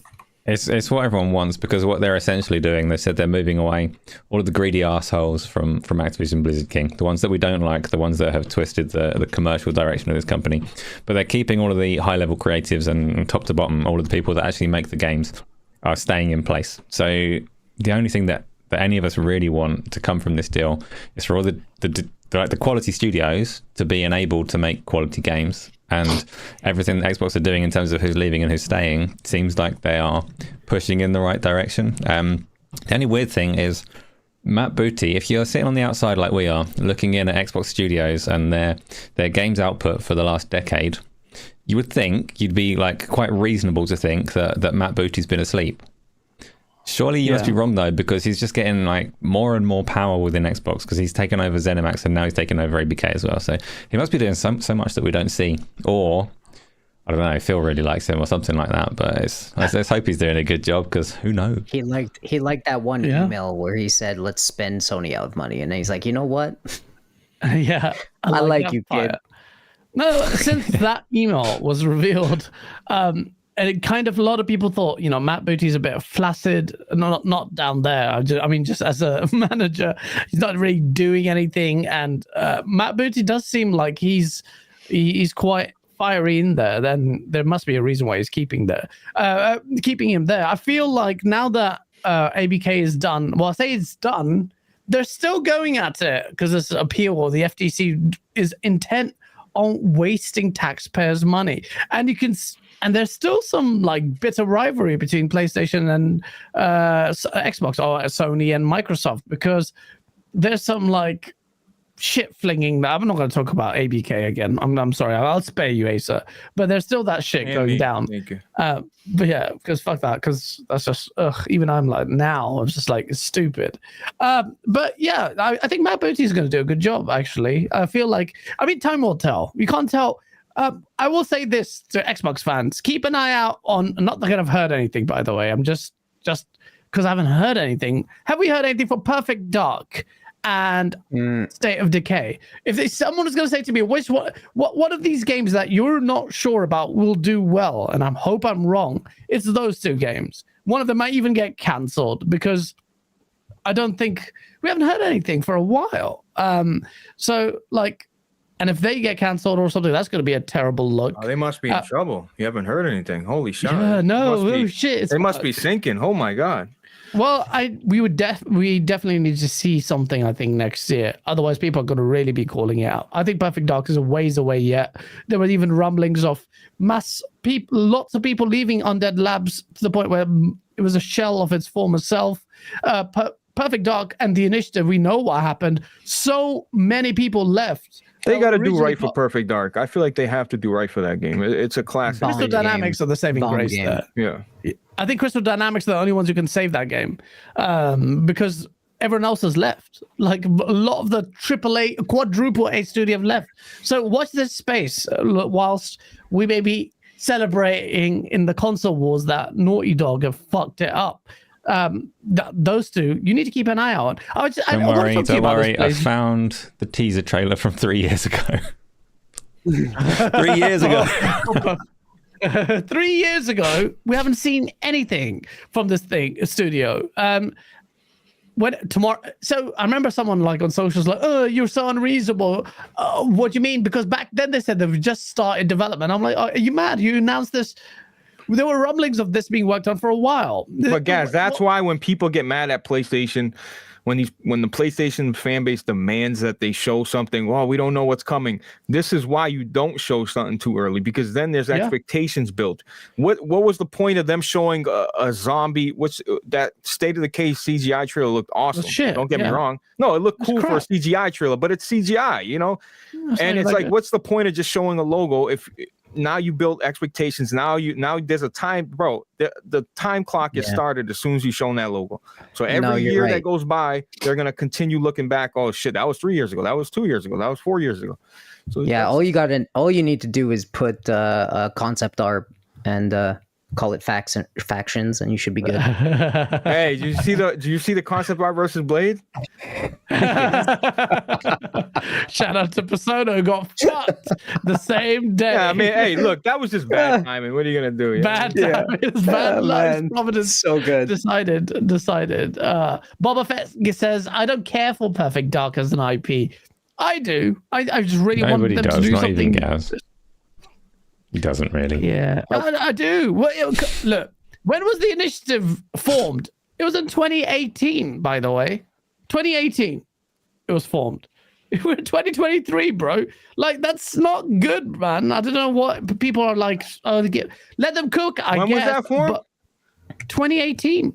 Wasn't that when it was announced? The Initiative. Let them cook. That shit's well done or burnt by now. Exactly. Yeah. That's what I'm trying to say. I tend to agree. The Splendor versus the $2 Super goes, "Stop the madness, brethren. Nobody's in trouble in Xbox." And this is why I got called a pony bot, because I have concerns and I air them. So, it's just look. First off, in the can I don't know, because Gaz likes to jump around 17 topics at once, and sorry, like a universe, like multiverse. But let's just pull one out. The booty thing. This guy is a killer, man. It just seems like he internally, they're like Jez Corden talked about this. I listened to all their podcasts. He seems, shout out to him. He's awesome. The guy that blocks everybody. Yeah. He has feelings, right? So Fuck Jez. What game? What? Hey, whoa! Never said a word to him, and I was blocked. Yo, fuck you. Oh, he blocks everyone, man. He blocks Yeah, God no, damn, bro. Booty like it seems to be getting better and better, and he seems to have the attitude, and he seems to really care. So maybe this is a really big opportunity to just, you know, put him out there and make him do his fucking job properly. Maybe the funds weren't right, and that's why everything was going to hell always, so he could never get something off the fucking ground properly. So now that they have the funds, everything's forming, they have the studios, everything's in good spirit. They've wiped out everybody they don't need. They're on the same page. Maybe it's his time to shine. So I'm kind of excited to see what he's going to do in Activision. And also to touch up on Bobby, fuck that guy. That guy's a fucking dude. So good riddance. I'm excited for that. And in terms of Perfect Dark, they were getting trounced. You know, they were getting, let's be real, as an Xbox community. I mean, Xbox was getting completely fucking slapped everywhere, and they needed to talk. It's kind of like what PlayStation is experiencing now, right, Blaze? They need to fucking talk, but they have nothing. So they throw the concept art out there, and they give you a little trailer, and they make you happy. But, you know, fucking, I don't think that game was supposed to be anytime soon, and they needed a bone, and they showed Everwild, right? I think that was the same year. Everwild. That went back to the drawing dear board. God. Yeah, like that was the same year, right? So they showed Everwild, and they showed Perfect Dark and whatever the fuck, and they needed to shoot a bone, and they showed Halo, and I think it's a completely just different landscape there, and I think good for them. I think they're on the right track now, but Perfect Dark is like, I think it's taken a back seat because they have Obsidian, you know, about to show off. They have Hellblade to show off. Do you think Booty will do well? I think this is a shot. I think this is a shot. I can't say with confidence. Is it until possible? Like, I reckon we've got, I don't know, no disrespect to him, maybe he's brilliant what he does, but we've got 598 concurrent viewers right now. I reckon every single one of them could do Matt Booty's job. Manage studios with fucking infinite funds and make them release games. How can it go wrong? Bro, Asa, Well, where he do you didn't live at so I can fly out and have a shot with this guy, bro? in all. Yeah, no, but he didn't have infinite funds before, though. But he has now. Microsoft was he's done up to this now, point. but that's why Nothing. he's here. Now he's here, right? No. I don't want to give him like too much. Like, no. You're right. I'm just trying to. I wish I was there. I could just. Come on, let's go. What the fuck you guys are doing? Let's see what you guys been working on. Have a little bit of a strong arm, but let's see. We have to see that. Perfect Dark Huggy is says, in the back so seat. 5 years is now too long for an Xbox studio to make a AAA game. Huggy, it's 5 years. We haven't even seen the game for Perfect Dark. If we don't see Perfect Dark next year, Huggy, do you agree that should be? Are we allowed to be concerned? Is what I'm going to say. I think so, because these are 2018 5 years is announcements, man. crazy, bro. Listen, you cannot. Come on, Announce man. a game. It's 3 years ago it was announced, I think, and you 2018 your studio was formed. We know about the mass exodus from the studio. There has to be some level you're like, I'm concerned now. Because when the creative lead disappears, that's a massive slap in the face. So I'm not saying it's going to be bad. I hope it's going to be good. It's one of the games that I want to be the best out of all the first-party games. But it needs to be said. Look, Blaze, though, I didn't get a chance to talk to you about The Last of Us Factions getting cancelled is a massive, massive slap in the face for Naughty Dog fans, for PlayStation fans, for you, because you're a big multiplayer guy. That must surely sting rawly for you. And, like, you're one of the few people that actually openly says now this. Naughty Dog, I never cared about the game. I just wanted them to make single-player games. We are just like every other pony. No, the thing Shame is with that, and I know there's shout out to the people that actually have that concept art framed in their game room somewhere. The thing is, like, it's unfortunate. It's very unfortunate what happened. It's like what what scares me about that is like, this is Naughty Dog, and it's like they're the can't do no wrong, they get everything right developer, and it's a little concerning to me that if they're having a hard time with this, and how much did that Bungie meeting where they said, this ain't gonna, this ain't sustainable, it's not gonna last, how much did that affect the whole trajectory of that? And thirdly, I just you know what it is, I hate Neil Druckmann. I think he's a cuck. Yeah, piece of shit. So, but at the end of the day, he's created some of the best games I've ever played. Honestly, I hate the guy for who he is, but factions would have been great. I think there's too much. I hate this whole gas shit, dude. I think you can put out a traditional multiplayer, yes, and feed it, and it can still be sustainable. I don't understand that it has to have. No, I don't get that either. It has to have 10 years of longevity. You can still make money, absolutely, out of a 5-year plan. Let's say, you know what I mean? How about PlayStation games implement? You buy Uncharted. How about you sell us? You see every Assassin's Creed game. It's a single player game, but they have a storefront. They have different fucking outfits for those characters that you can buy and wear. Throw some of that shit in your single player games to offset a little bit. I know people don't want to hear that, but it's a single player game. It affects nobody.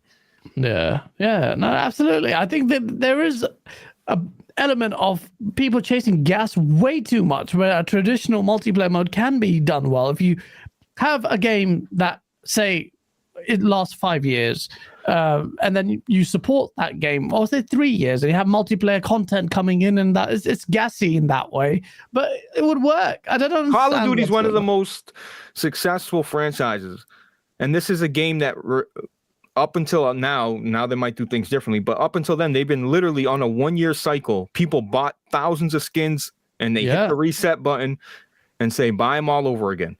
And they've been successful, and and I understand it's Call of Duty, it's the name, it's everything, but I just think that they could have a traditional multiplayer game and it could do well. It doesn't have to be the greatest game fucking ever. It doesn't have to sell a gazillion copies. As long as it's profitable and your fan base is happy, what do you give a fuck? No, absolutely. Well, that's probably because they projected that it can't be profitable. But listen, but who is Bungie to speak on? Bungie's in a fucking hole themselves. I don't think it's Bungie. Look. I think Bungie right now is in a little bit of trouble. 100%. A little bit. That's a fucking understatement of the year. They're on the PlayStation side, so I say a little bit. Okay. The studio's in turmoil. Their internal staff working there is soul destroying. They have no motivation to work there. Half of them just hoping PlayStation buys them out to relieve them from their suffering so they can have a job and some certainty. The other half are like, we need to maintain our independence, but we haven't got enough revenue to do this, so let's desperately. They're putting all this fucking bang into their new game. What's the new game? Marathon, right? Guys, and I understand that was the original IP that they made, but and that's just a gas game. So Sony saw the fucking numbers, guys. I don't think it's only Bungie. I think Naughty Dog has much more say in this than we believe. I really truly think they were never in on any multiplayer, and I think Jim Ryan, his little restructure was heavily implemented, and they didn't want to do it, and they were always speaking against it, and I think Bungie just reinforced it and was like, yo, this is not working. And then they took that word and used it to help against the pushback, and was like, yo, we don't want to fucking be this studio. And Sony finally was like, yeah, you're right. Like, this is not us. Let's stick to the formula that's been working. I think that's what happened. I don't think it's 100%. No, I think there's some truth in that. I think they want to stick to their roots and continue doing what they do, which is make immersive single player games. But because they're not talented enough to do multiplayer, JD Gamer with a $20 super chat. How do I disconnect this? He goes, why are we concerned about State of Decay 3 and Perfect Dark, which were both announced in 2020 in the midst of a pandemic, with games that clearly were just starting development? Perfect Dark because the studio formation didn't begin until late 2018. Well, that's still not great. Like, 2018, they start the studio. You're saying they announced it, but they were working on it. There is an interview there saying they started work on it in 2018. Like, so what we have a right to be concerned. 3 years. If you don't see JD, if you don't see Perfect Dark or State of Decay 3's gameplay trailer next year, will you be concerned then? Will you ask some questions about its development then? That's all I'm asking. Just gauging the fans' expectations. Huggy with a $5 super chat. PlayStation needs to stop playing console wars. Put their PC releases in PC Game Pass. Take the bag from Xbox. Stop laying off PlayStation employees.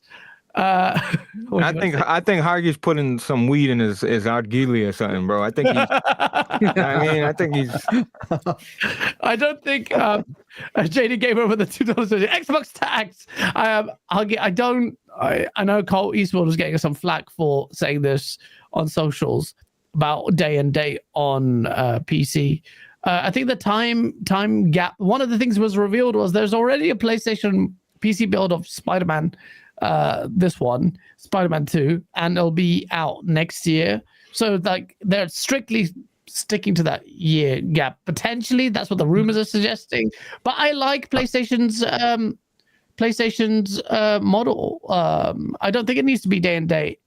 Honestly, at this point, if they're gonna do it, just do it. Save me the double dip price. You know what I mean? No, but that's why would they do that? $60. Yeah, but it's stupid. At the same time, though, like that's a separate thing. We talk about the day and date thing every now and again. But what Hargy's saying is that they should put their games on PC Game Pass. So the games that are already out, and you can, like, he may well want them day and date. But if you just consider what they've already got, would it be a prospect for Sony to put Spider-Man 2018 on Game Pass? Because in theory, if Microsoft are offering them a few million for it, that might actually be worthwhile. But then from their perspective, if you look at the way the industry is going and what Xbox are as an entity, yeah, Sony are a console manufacturer at the moment. Yeah, everyone's expectation is that they're going to change to be more like Xbox and be a more broad platform. So Xbox in that scenario are their competitor. But it is like it is actually quite interesting food for thought. The prospect of those PlayStation games that have gone to PC, should they distribute them through Xbox if there's money in it? Yeah, but then they have to make a whole. If they put Spider-Man on Game Pass, then they would have to go and rework all the Game Pass, put a quality tab like for a separate game. Like, you know, they have like shooters. It would just be a lot of work for the developers to go there, put quality tab, like, or, you know, great Quality games, tab. games above 90, stuff like that. And it would be a lot of work. You piece of shit. This is a good game. Yeah, but can't they use PlayStation Plus on PC? PlayStation Plus, we don't speak of. Huh? Maybe in future. Oh yeah. Well, that's my fucking point. Anyways, next. But the thing is, we saw that they one of the things that was leaked was a slide from Sony, and they're really looking to broaden out beyond the console. One and done category. That was good. Well, they're going broad. I'm looking at the slide now. Broaden distribution plus. And they're looking at PlayStation Plus. They're trying to get mobile on PC and game streaming through smart TV and browsers. So we can't do that currently, can you? You can't play on a browser, right? Like a PlayStation. You used to be able to. Can you? And then they took it away. So PlayStation Plus, or PlayStation Now even, back when it was called that, initially they had phone clients and TV clients and browser clients all in the works. They were in a lot they rolled of it all back. TVs. They stripped it all back. Yeah, it was. Yeah. They stripped it all back, and now they're asking the question on whether they should do it. But this is, again, like I said earlier, this is an exec asking the obvious questions, more so than laying the groundwork and the plans. They're asking the obvious questions that podcasters have been asking for the last 2 or 3 years. But Okay. JD Gamer with the $5 goes, were we showing concern about the GTA 6 trailer after not seeing it for a whole console generation, or The Last of Us Part 2 7-year dev cycle? These are my questions. GTA 6 is not comparable to Perfect Dark, unless you're saying that has a $2 billion budget and has a game like GTA 5 that has dominated sales charts consistently for an entire gen, that still appeared at the top and was making constant money through its shark card. So GTA 6 is not... Rockstar's a unicorn, man. Yeah. It's a whole unicorn and the top of the game. They can sit there, withstand it, and spend $2 billion on developing a game and make billions. Regarding Last of Us Part 2, 7-year dev cycle. 7 years. How's he getting 7 years from? Bro, listen. Last of Us 1 Man, launched in Uncharted 2013. Listen, Last of Yeah. Us 1 launched in 2013. Then they relaunched it on PS4 as the remaster.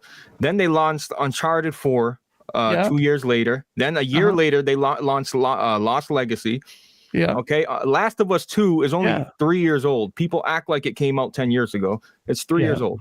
Yeah, and then you remaster that, and then you remaster. Well, that's what you do with good games. Spider-Man. You remaster good games like Dead Space and stuff. And Resident Evil 4. I don't know, Luxury man. of having a game people want to buy, right?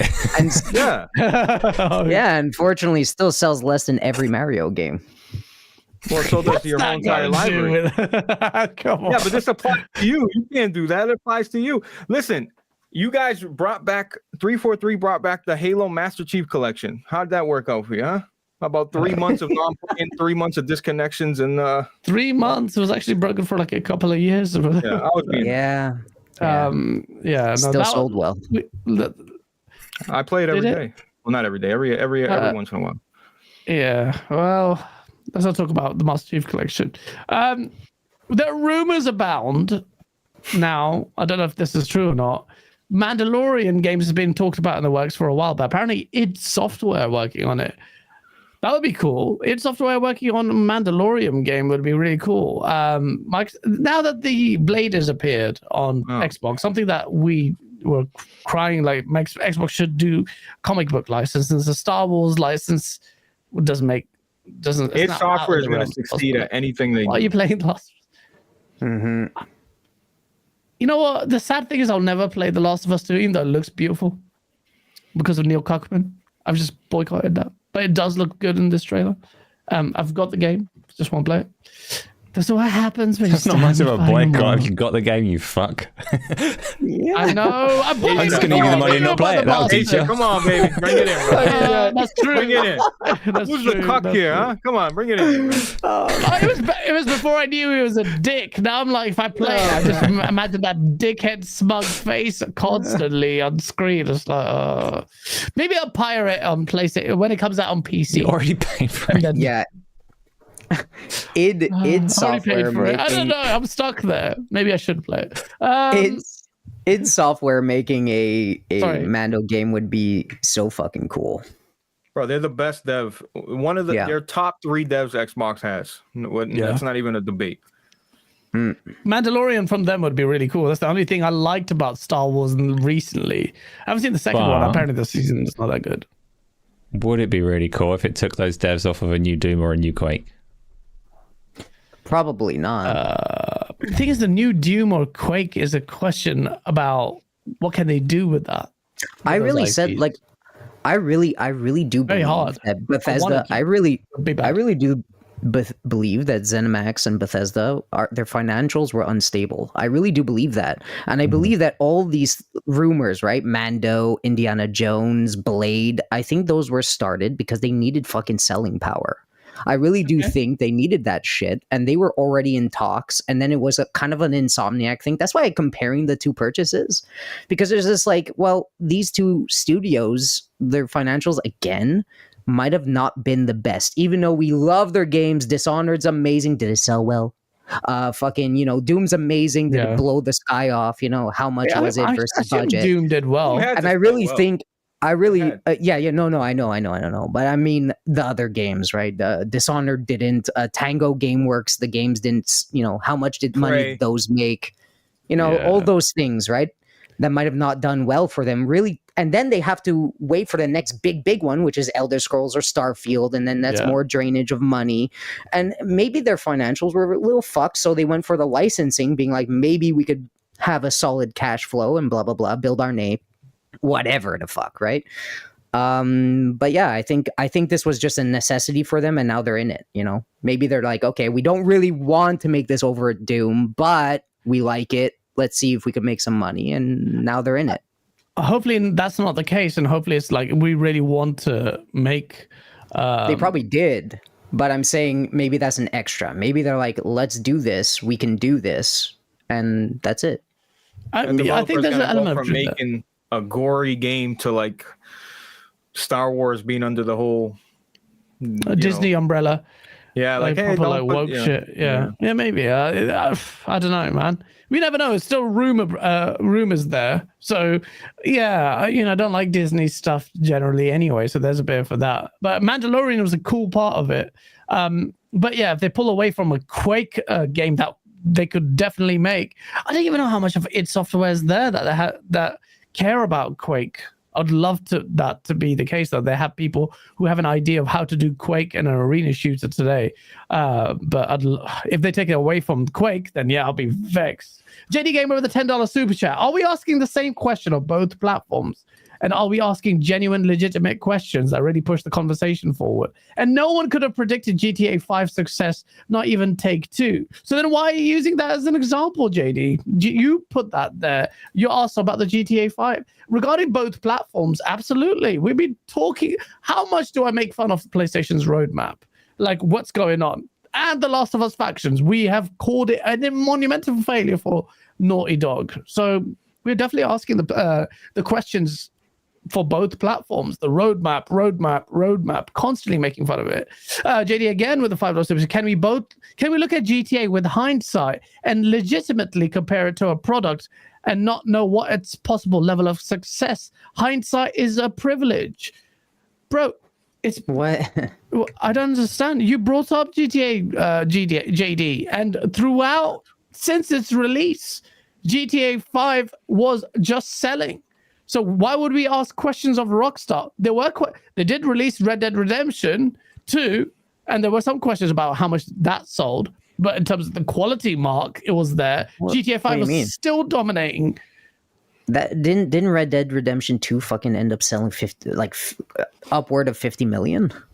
I don't know, but exactly. Yeah, I don't understand JD's point here. Yeah, that's gigantic. Way, but, yeah, online didn't. Yeah, it's gigantic. I mean. I think it just was a bad example, JD. I don't think Xbox guys get a little bit defensive on when you question these things, and you definitely have grounds to question the initiative when we know they left. We know so many of them have left. Have you seen what Xbox guys, including myself, were very excited calling this a quadruple A studio because they hired top talent from Naughty Dog, from everywhere, and they couldn't get these creatives to work together because they left. So you have to ask that question. And the same with State of Decay. We know they left. We know internally there were some questions of like internal turmoil, and Undead Labs cheekily, in my opinion, but validly as well, saying, where's Xbox? We were expecting more involvement from Xbox. It's just, thing is though, Xbox has so much now, like it doesn't rest on the initiative and Undead Labs. You've got a whole of ABK suite. We look at the roadmap, you've got Clockwork, you've got Midnight, what's it called? I've just forgot the name now. You've got Fable. Not important, man. Yeah, I'm terrible with names as well. God damn it, Blaze.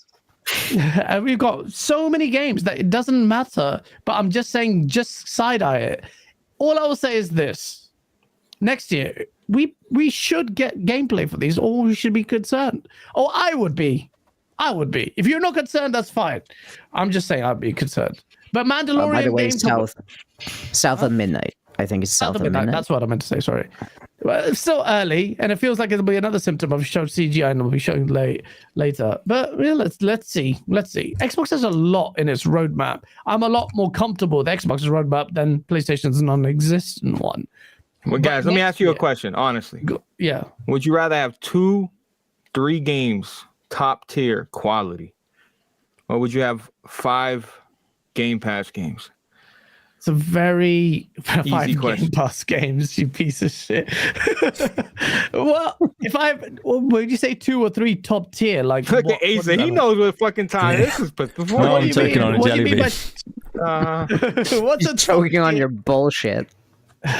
A Game Pass game, a game that scores between 60 and 75. 60 and 75. I don't want. Nah, like, come on, man. I want good gaming experiences. If you give me something like, it's just weird abstract. If you get mid-80s, I will definitely take those over, say, 290s. Gaz, what he's really asking is, do you want to have a game that you have to always like, you know, pick your son up and like do a puzzle before push your son up to get a ladder so the God of War could climb it, or do you want like Master Chief that's like zip gliding everywhere? Which one do you want? The answer was really simple. Like, you've been shown on the internet this week with that guy with the ponytail. You just say both and reject the question. Like, I want all of those things. Yeah. I do want both. Like, hey, Goddamn Persephone asked a good question. Liza P, what a Game Pass game. What are you smoking, Blaze? Hey, I bought that on Steam. Number one. Number two, excellent game. That's why I was shocked. I was seriously taken back. I'm like, there's no way this is on Game Pass. And when I looked, I was like, holy shit. Liza P was excellent. That's the best game that's come to Game Pass in a long time, for real. Yeah, BG, you need to give flowers to Game Pass getting that. I feel like that's not getting enough flowers. But then, I don't know.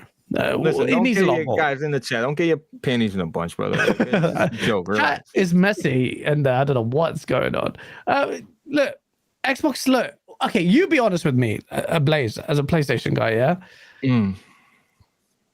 The roadmap's looking little sus. Are you not concerned about PlayStation? And next year, what are your expectations as a PlayStation fan as far as what they need to show you in terms of showcase or what?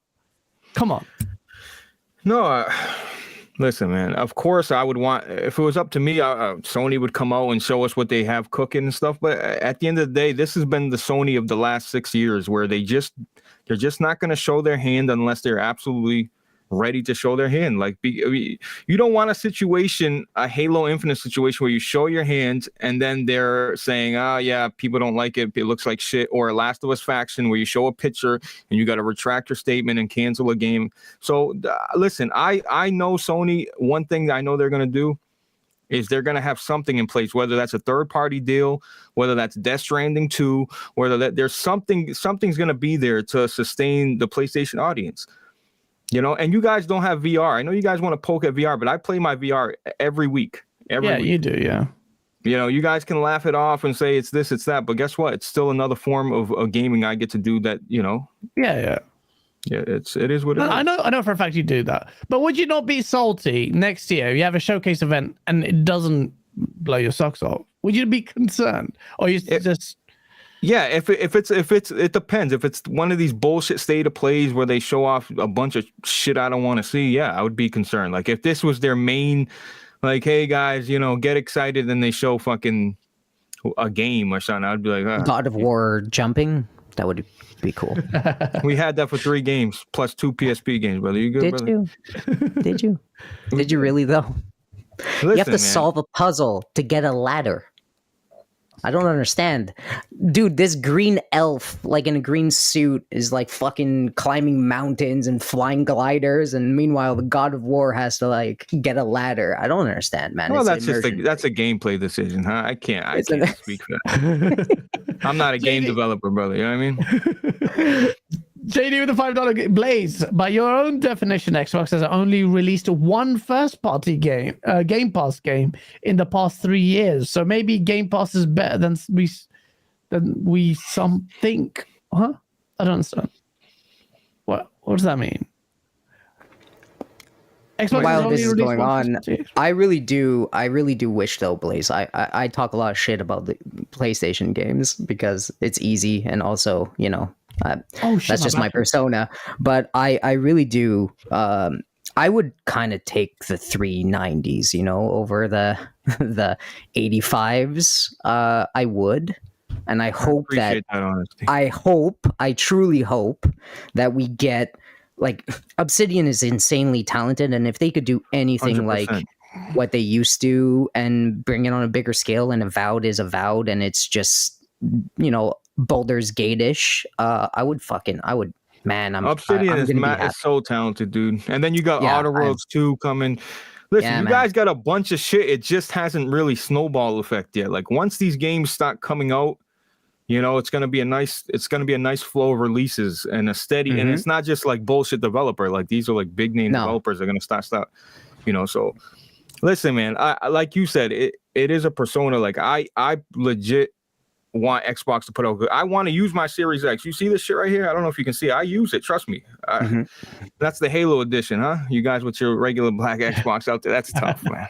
Holy shit. But you know, I want Xbox to be great. Trust me. There's no listen. I prefer PlayStation first party exclusive. I've said this 1,000 times. Of course I do, but that doesn't mean I'm not excited for the next Gears of War. I can't wait to see the next. I know people are sick of Gears of War. I'm not in that. Like, I want to see the next Gears of War. I do. I completely want to see that game. You hear that, chat? He's getting ready. He's getting ready to flip flop to Xbox. Get ready. He will not. He's already making. He never will. Setting it everything. up. He's already setting it up. Listen, man, I play it all. I love you, Blaze. No, I play it all though. I know you. We don't know each other, but I do. I just. It's just unfortunate, man. I thought Starfield was going to be that game to shut us up for a year. You know what I mean? It wasn't that. It wasn't that game. But it still dominated the waves. Like, it was the number one most talked about game. Xbox was the number one most talked about platform. So what's that? And we've also heard this year. Are we talking games or playing them, though, guys? Both. Have you 100% completed? That was a good comeback because we are talking. Yeah. I need to come. I want 100% Armored Core as well. I was going to say, we're hearing that PlayStation is looking to start increasing their prices. PlayStation is reportedly planning on selling games in parts for $50 each, raising overall prices to $80 to $100. So Sony's planning to release Spider-Man 3 in 3 parts. 2 parts for the main game, with a multiplayer separately, for a grand total of $150. Again, rumor mill, take it with a pinch of salt. Acer, some people have said that they'll gladly play $100. Is this the way the industry circumvents the high budgets by charging us £100 for a game? Can they get away with it? So my starting position as a consumer is I would like the price to be as close to zero as possible. Okay. Yes. But I want developers to be compensated for their work. I want them to have a fine life and to be able to create games. So I'll pay enough that those developers can do their jobs without massive corners being cut and without unethical working conditions. That's where I'm willing to negotiate.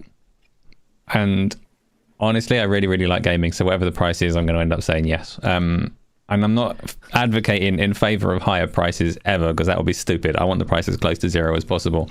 But I'm also willing to pay whatever to play these games and to keep them sustainable and to keep them being made. So that's not the position that people like, right? The way that you led this question is people are getting all up in arms because they don't want games to go up in price. But my stance on it is different.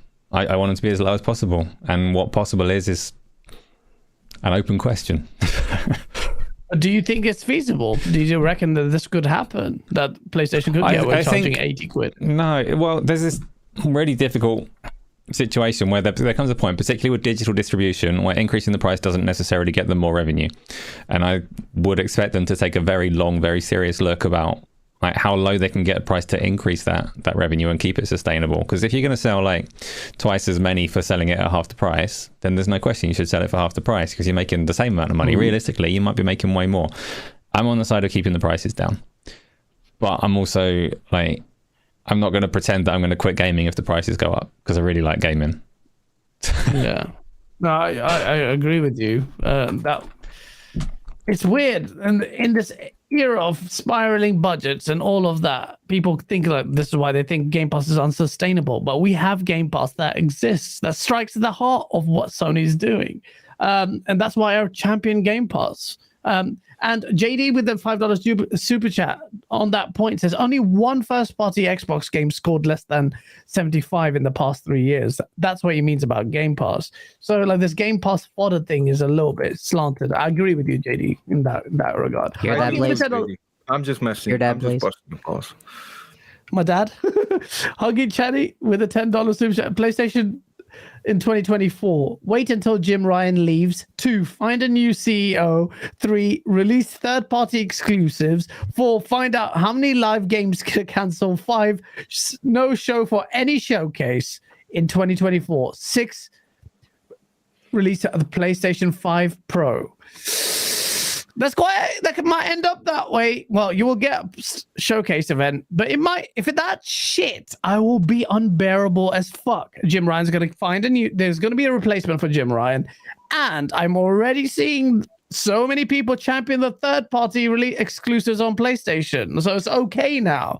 When last gen it was terrible. You wouldn't count third-party timed exclusives. So okay, I see it. I see the double standard there. And I see a few of you there. Porter up, do that. Quicksilver with a member for 6 months. Will Sony give PlayStation 6 specs to Activision for Call of Duty 2027, 2028? Or will they sacrifice next-gen COD for the sake of secrecy? Enjoy your Christmas break. Quick. I don't think they will do that. I think the Xbox Series Next or Xbox Next will come out before the PS6. And by then, Sony won't have no issues with sharing their specs, which will be much higher than whatever the Xbox Next is. That's just guesswork, though. Who knows? But ultimately, they will share the specs because they can't miss the COD boat. Shit. Well, can I be off topic for 1 second? Can I ask a serious question? So, man, so hearing all of this, right? Even if Sony keeps up their even if they back out of the games of a service kind of thing, right? And they go for the quality thing, they go for the big budget movie-ish titles, they lean in heavily on TV, and that becomes like their marketing, and they get the Last of Us TV shows and all that stuff going, and that's what they lean into.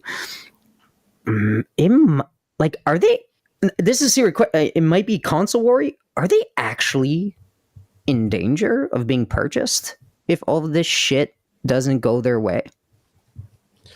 Because if you think about it, let's say everything starts to fire on all cylinders with Xbox, right? Obsidian fires, Bethesda starts to fire on all cylinders, everything gets going. And it seems like the next generation, like the next console we're talking about, is probably set up for that, right? If they start landing these things as the next generation comes out, they're a year ahead, they're like super down, they have the next COD in Game Pass, right? Are we actually ignoring the fact that PlayStation might actually be kind of fucked with the revenue streams?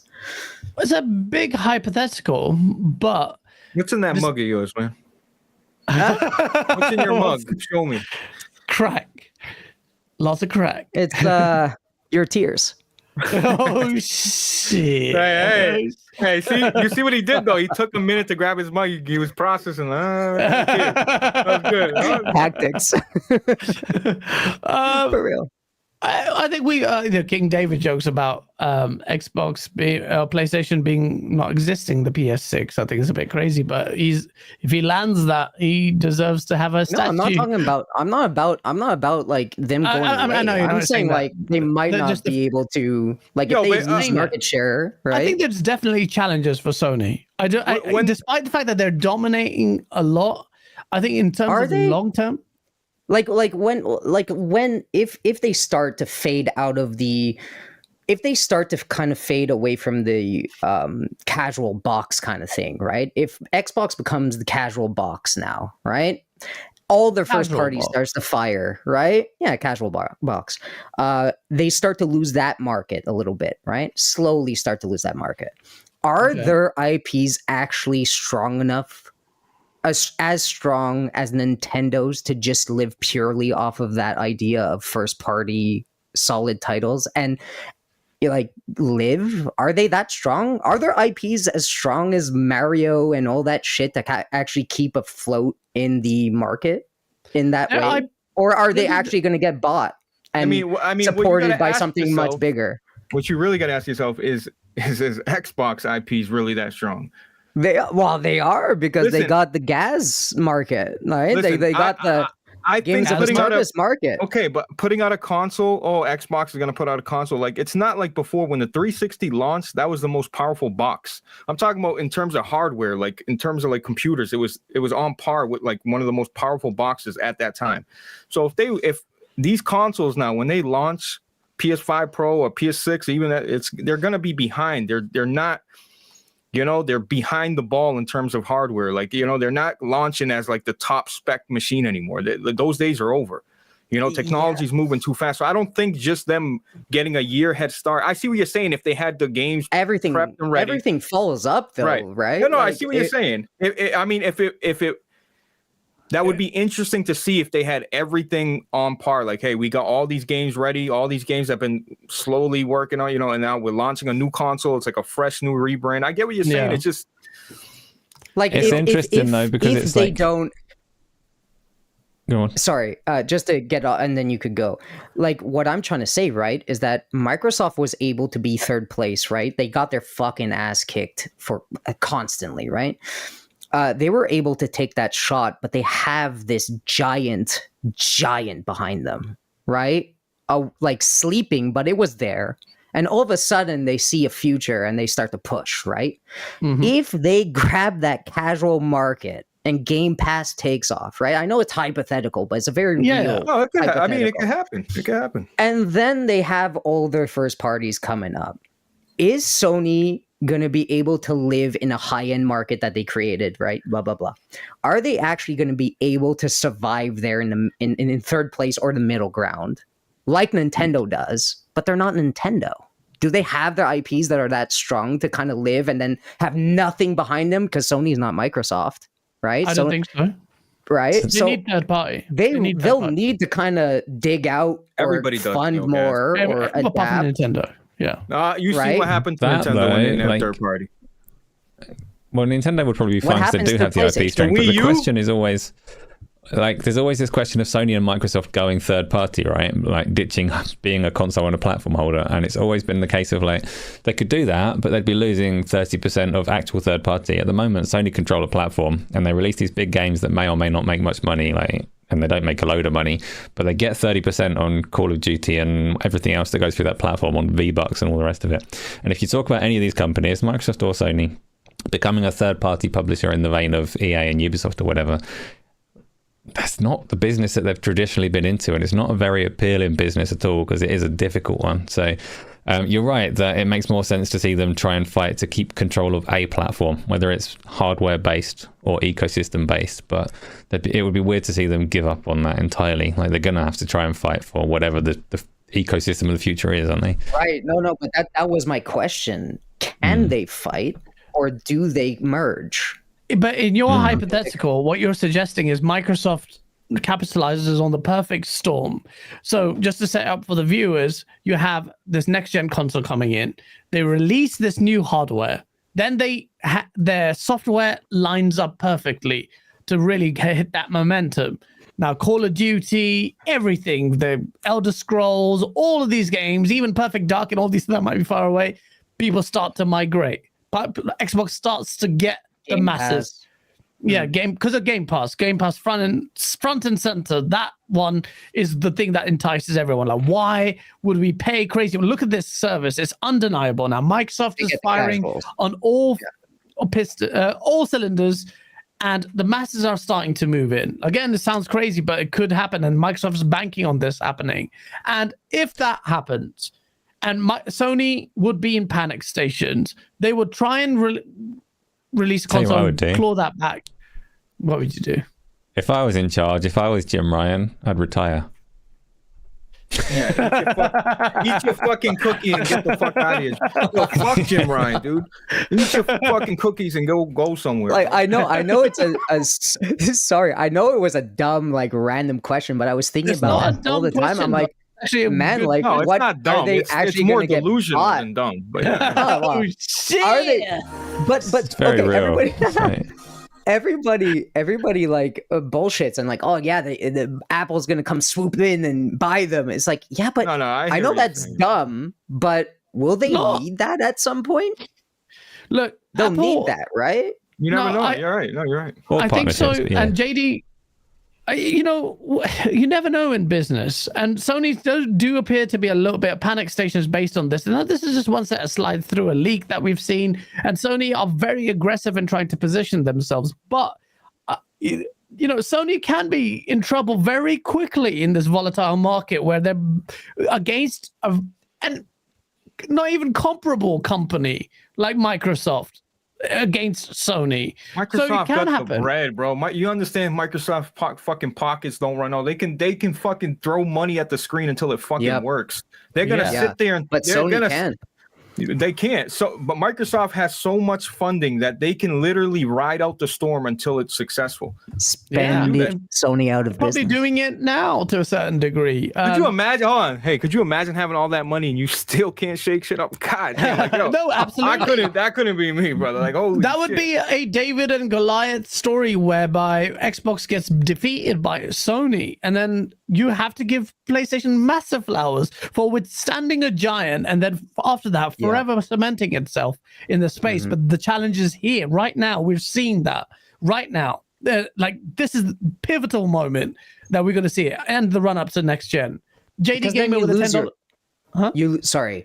Because then you lose your market power with third party publishers. Like if you have your market person in Japan running around being like, you got to fucking do this, which used to be with Sony, running around and being like, hey, Square Enix, let's say, start putting your shit on Xbox, right? Because it's coming, a storm's coming, and then they start to lose these third party deals, and then what does Sony do? You know what I mean? What can you do? What can you know what the issue right now is? I think a lot of casuals just they just think Call of Duty, they think PlayStation, they think Madden, PlayStation. They're attaching every casual big market game to PlayStation. But like you're saying, once that flip flops, what happens? If it flip flops, absolutely. Then you could see a pretty mad situation. It sounds really silly because a lot of Phil Spencer said we lost the console war, and he's just making this statement. And there's a valid point about the fact that the last of generation, most people dug themselves in and commit themselves into the PlayStation environment. It's very hard to force that detachment, but Microsoft is bloody trying. After the $70 billion and Game Pass and ZeniMax don't prove that to you, nothing will. And that's, to the point where people were saying it's so unconscionable and so unfair that they even allowed to do it. JD Gamer with the $10 super chat. Apple is probably seriously looking at Sony to purchase them. Lock, stock, and barrel. The media portion of Sony already is split between Marvel and Apple in terms of where most of their products end up. I can definitely see Apple purchasing PlayStation. I could see that happening in the long future. There's so much synergy because they love to fuck everyone. Yeah, that's Japan and US are kind of comforting up, like their markets are kind of comfy at the moment, buying certain things, vice versa. Like Japanese companies kind of burgeoning US companies are also allowed to grab a little bit more nowadays. So I wouldn't be surprised if Apple was like, we get you. You motherfucker. Xbox can fucking package chopsticks with a fucking Series X. No one gives a fuck about that shit. Well, that's what I mean. That's what I mean. You can add crab ragoons. Nobody gives a fuck about that shit, bro. It is what it is. That market's fucked. I'm telling you. Yeah, I don't know, man. Like, I know some people struggle, but they hired some beastly woman who was ex-PlayStation. Yeah, that's who I was talking about. Yeah, that's who I was talking about. This business, bro, and cash moves. Bro, Microsoft got the fucking. They got the one thing I respect about Phil. That guy's so honest. I think he's too honest sometimes. Coming out and saying, "Hey, we lost the console." We're like, bro, is that honesty? Or is that being slippery? It could be both. He could be he can kind of be playing possum. Definitely has a human. He definitely has he's not playing possum, element. He's playing a victim because he had a $70 billion deal going. He knows everyone's listening to him, so he's like, but he was stressed as well. It was just a bit of weakness. You can't put past any executive, man. They have a big game to play. They're playing a big chess game out there. Spartan661 with a $10 super chat. Part 1, 8-hour campaign. Part 2, 9-hour campaign with concept art. Part 3, multiplayer and can't use things you found in the campaign and have to purchase in-game content. Sony has a long road out of hell. It's not confirmed, Spartan, but you can see it happening. Yeah, my chat would never treat you this way. No, I would never do that. Of I course feel wouldn't. I feel attacked. I mean, that's because you are. Oh shit! But you just conceptually take it. Jack's 82 with the $2 super chat. How does the new CEO fix this mess Sony has caused? I don't know. That's a good question. What has Jim Ryan done? Jack Move Johnny's always saying, where's Jim Ryan's legacy in all of this? And that's going to be the gas pivot. Looking like a coffee cake face. That's Golf. what his legacy is. Golf, snorting cocaine. I don't know. He's going to get Something like that.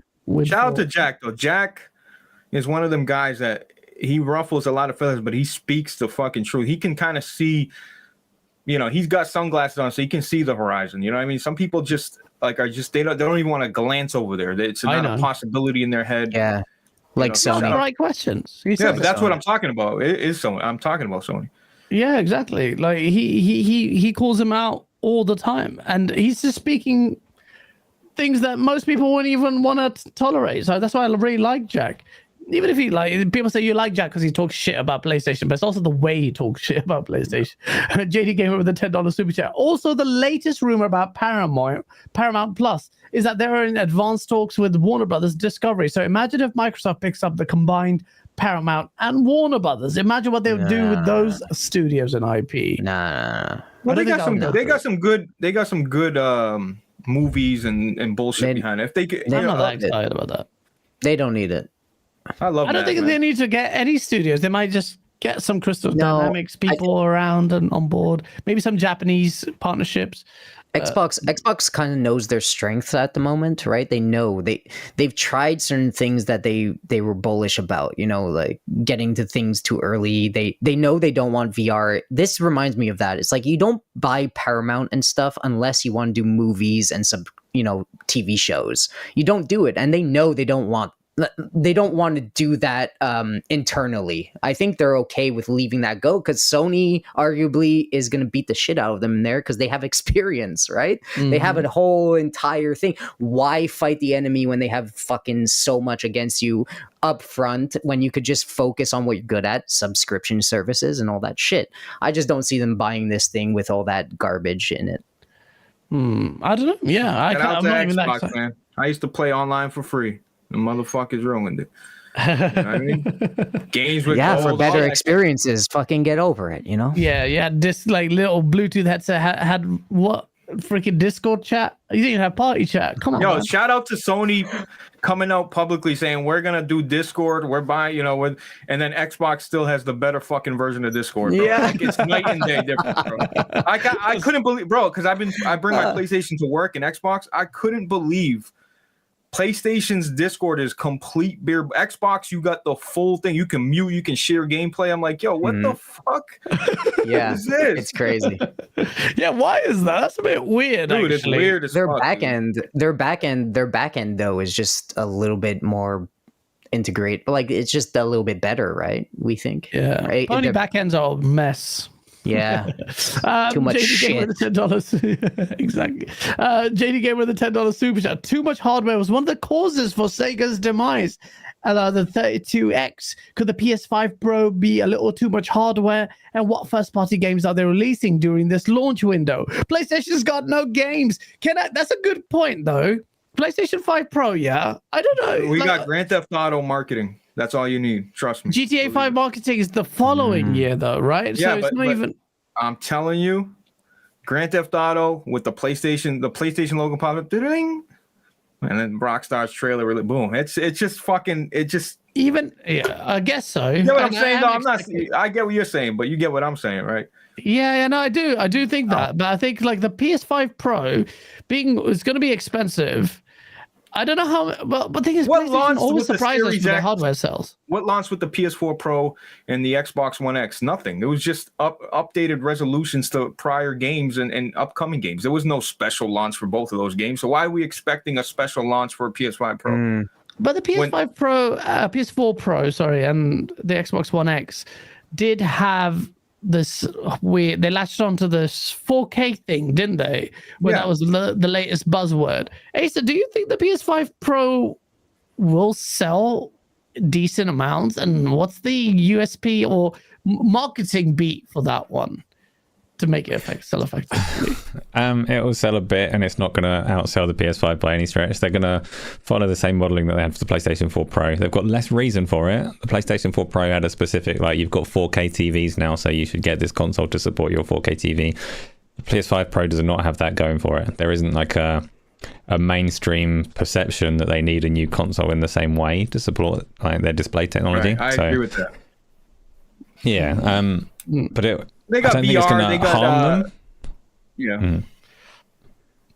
It's one of those I things, don't know. like the Portal thing. Like, I don't give a shit about the Portal. I will never use it. I don't want one. There's a really niche use case for it that I don't care about, but it doesn't really necessarily harm Sony because they probably didn't spend a whole lot to come up with this concept and release this thing.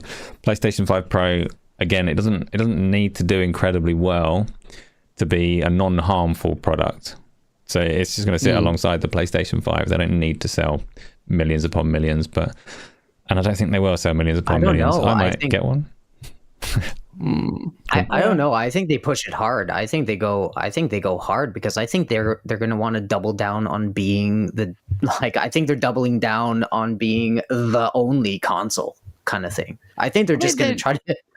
I think they're just going to try to completely ignore what Xbox is doing and be the definitive console leader. I think that's the only thing they could do at this moment to be premium in that space.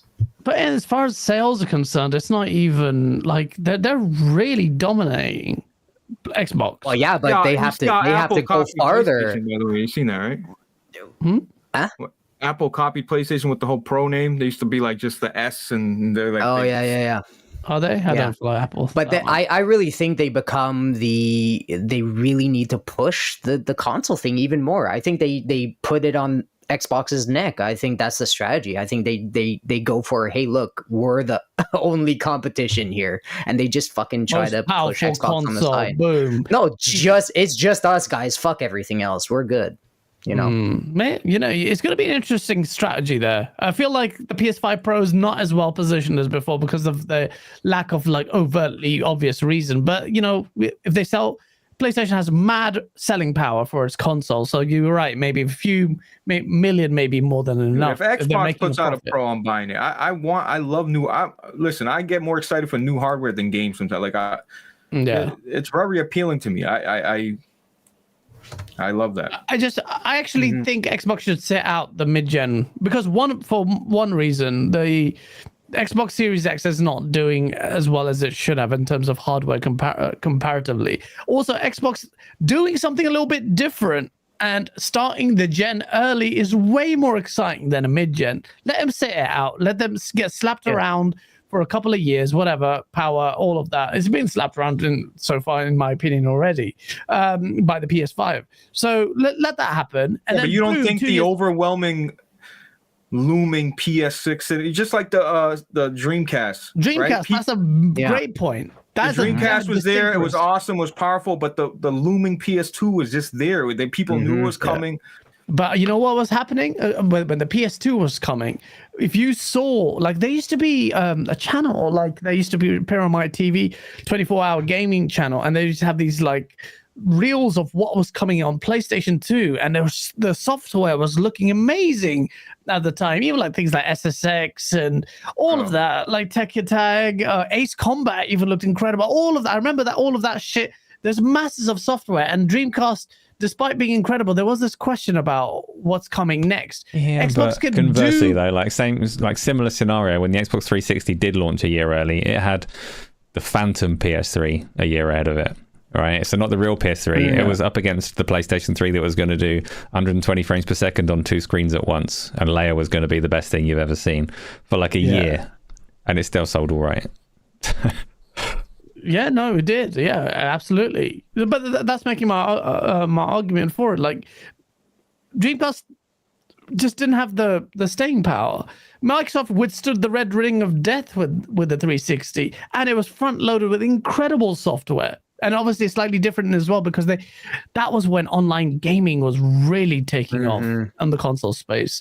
And that was like a new paradigm for a lot of console gamers. It was really something special. And then you had COD come out, and then it was just a perfect storm. Xbox stands any chance of grabbing that mind share, I feel like that's the best strategy. Wait it out, get that next hardware in early. You may get transferred on the hardware side with the PS6, but by then there's some like the market's shifting anyway in terms of like services, PC, all of that's muddying thing up. You have your mid-gen console as well. You could even announce that just to say that we're going to have another one coming. Just knowing that out there now that you've built this momentum, saying we'll have the Xbox Next 2 outlet version there as well, just to get that going. There's so many things here. I just want some kind of if we know this, don't you think Sony knows this? But what can Sony do? Sony's committed to a PS5 Pro, as far as we're aware. Well, they might cancel it. Are you saying they're going to cancel their plan? No, I'm not saying they are, but you never know though. They might do. You never know. Like, man. There's a lot of investment there. No, they probably see Xbox's move. That's what I'm trying to say. They see Xbox's move, so they know that they have a limited time. Like they want to be the only conversation in your living room, the only console space in your living room. That's what they truly want to be. They know that Switches is their own thing, right? They know Nintendo's their own thing. They know X's plan is cloud, one day to be everywhere, everything, right?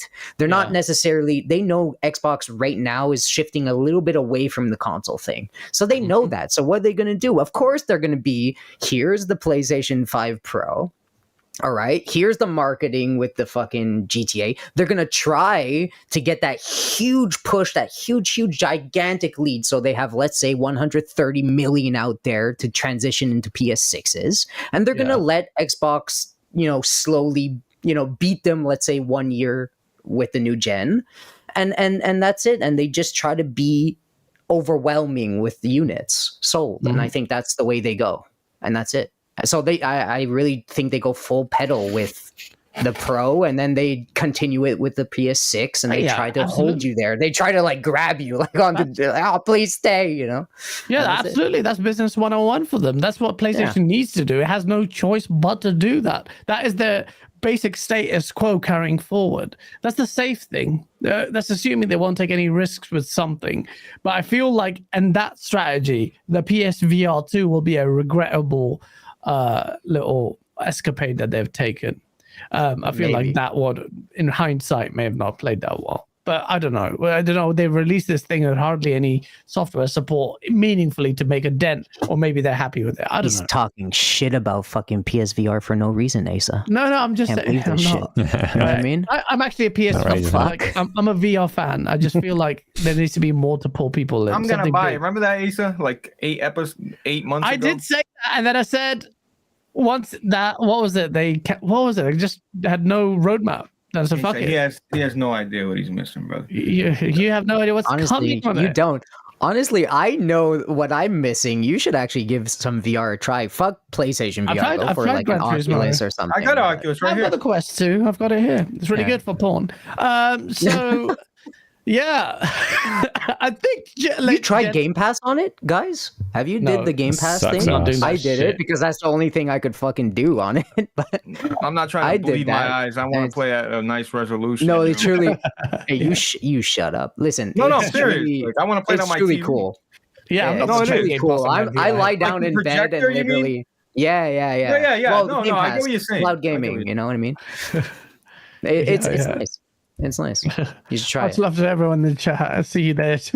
Joe, don't judge me. Shout out to 616 still watching. Smash that like button. We're about to say our goodbyes before we do. Shout out to Ranting Greek Gamer. And he says, shout out to Gamsley. The man has earned my admiration. Someone who has a vocal disability, I wholeheartedly admire this man.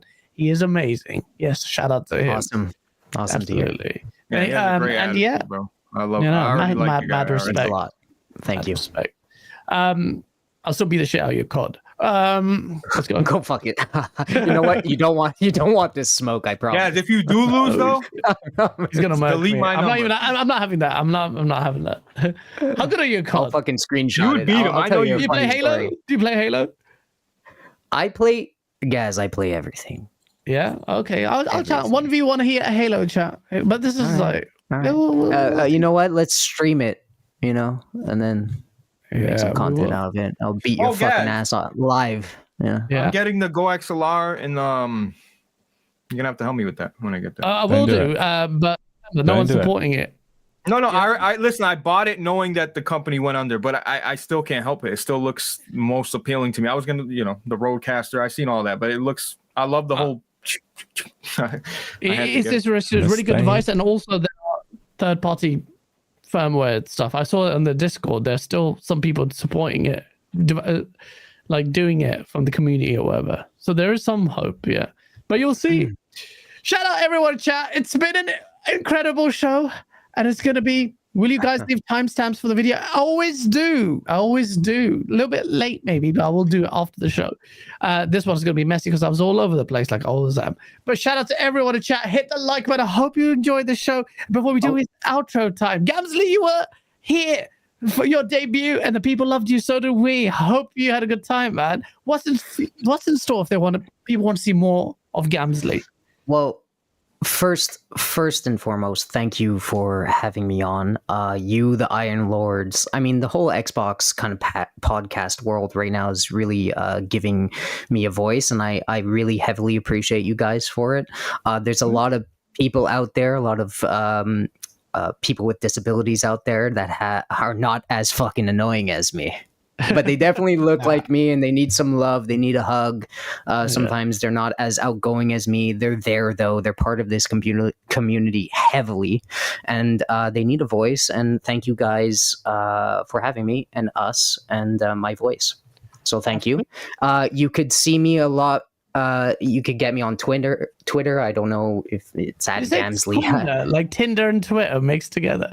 Were you sick? Yeah, Twitter. You fuck. Twitter, you know what I meant.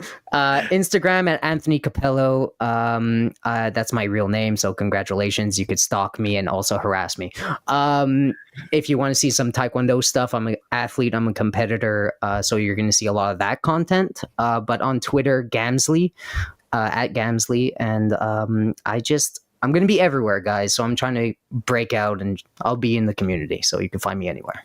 Yeah, I can see you doing very well, man. Thank you so much. And it's our pleasure, man. It was great to chop it up. I can't wait to have you on again, man. Shout out to Gamsley. Shout out to everyone chatting, and Isla as well for linking his stuff in the chat. FTW, thank you being for a member for a month. He goes, great cast. Happy holidays, everyone. Gaz, Blaze, Septic Sauce, Gamsley, and everyone in chat. Yeah, now honestly, have a wicked holidays. All of you, whether or not you celebrate Christmas, well done. We're going to get out of it, but before we do, we have to give outro to the one and only Pony that speaks facts. Not the one and only, but no, we don't. We don't have to, though. Yeah, we don't.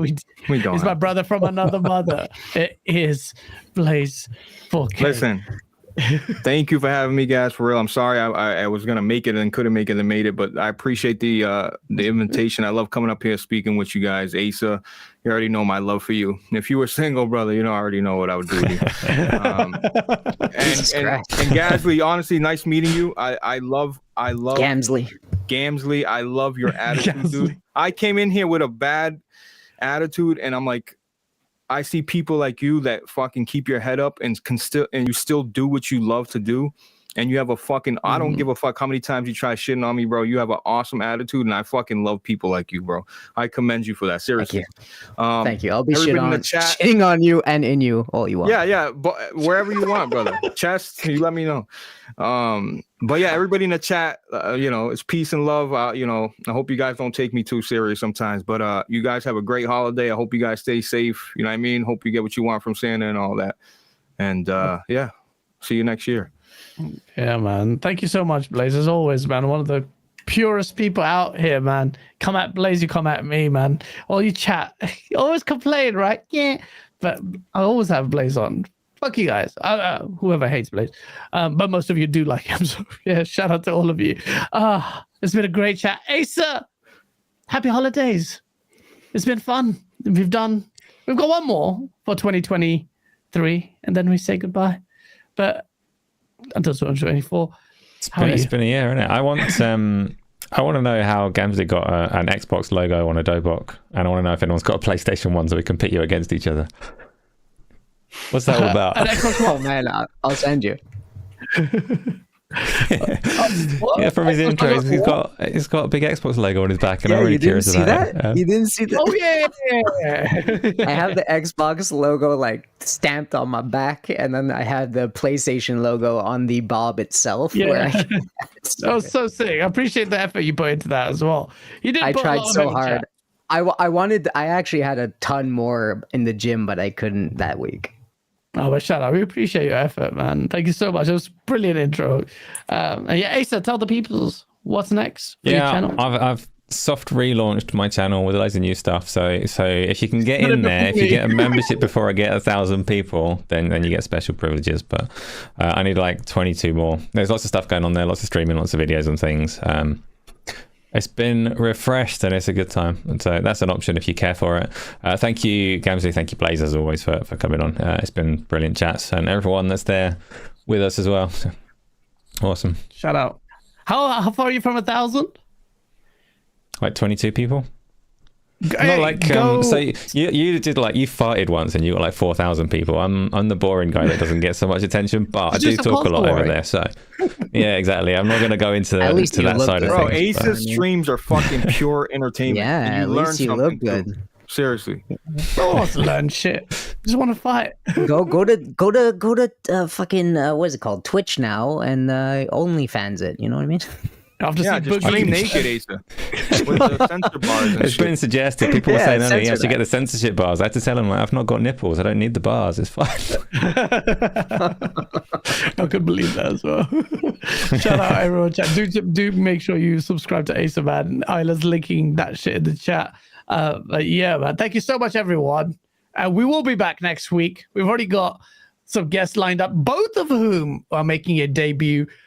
And both of whom are going to be fiery as hell. One Xbot, one Pony, and you'll be surprised who they are. So honestly, but yeah, please shout out. I've seen it, and I don't know what the fuck you're doing.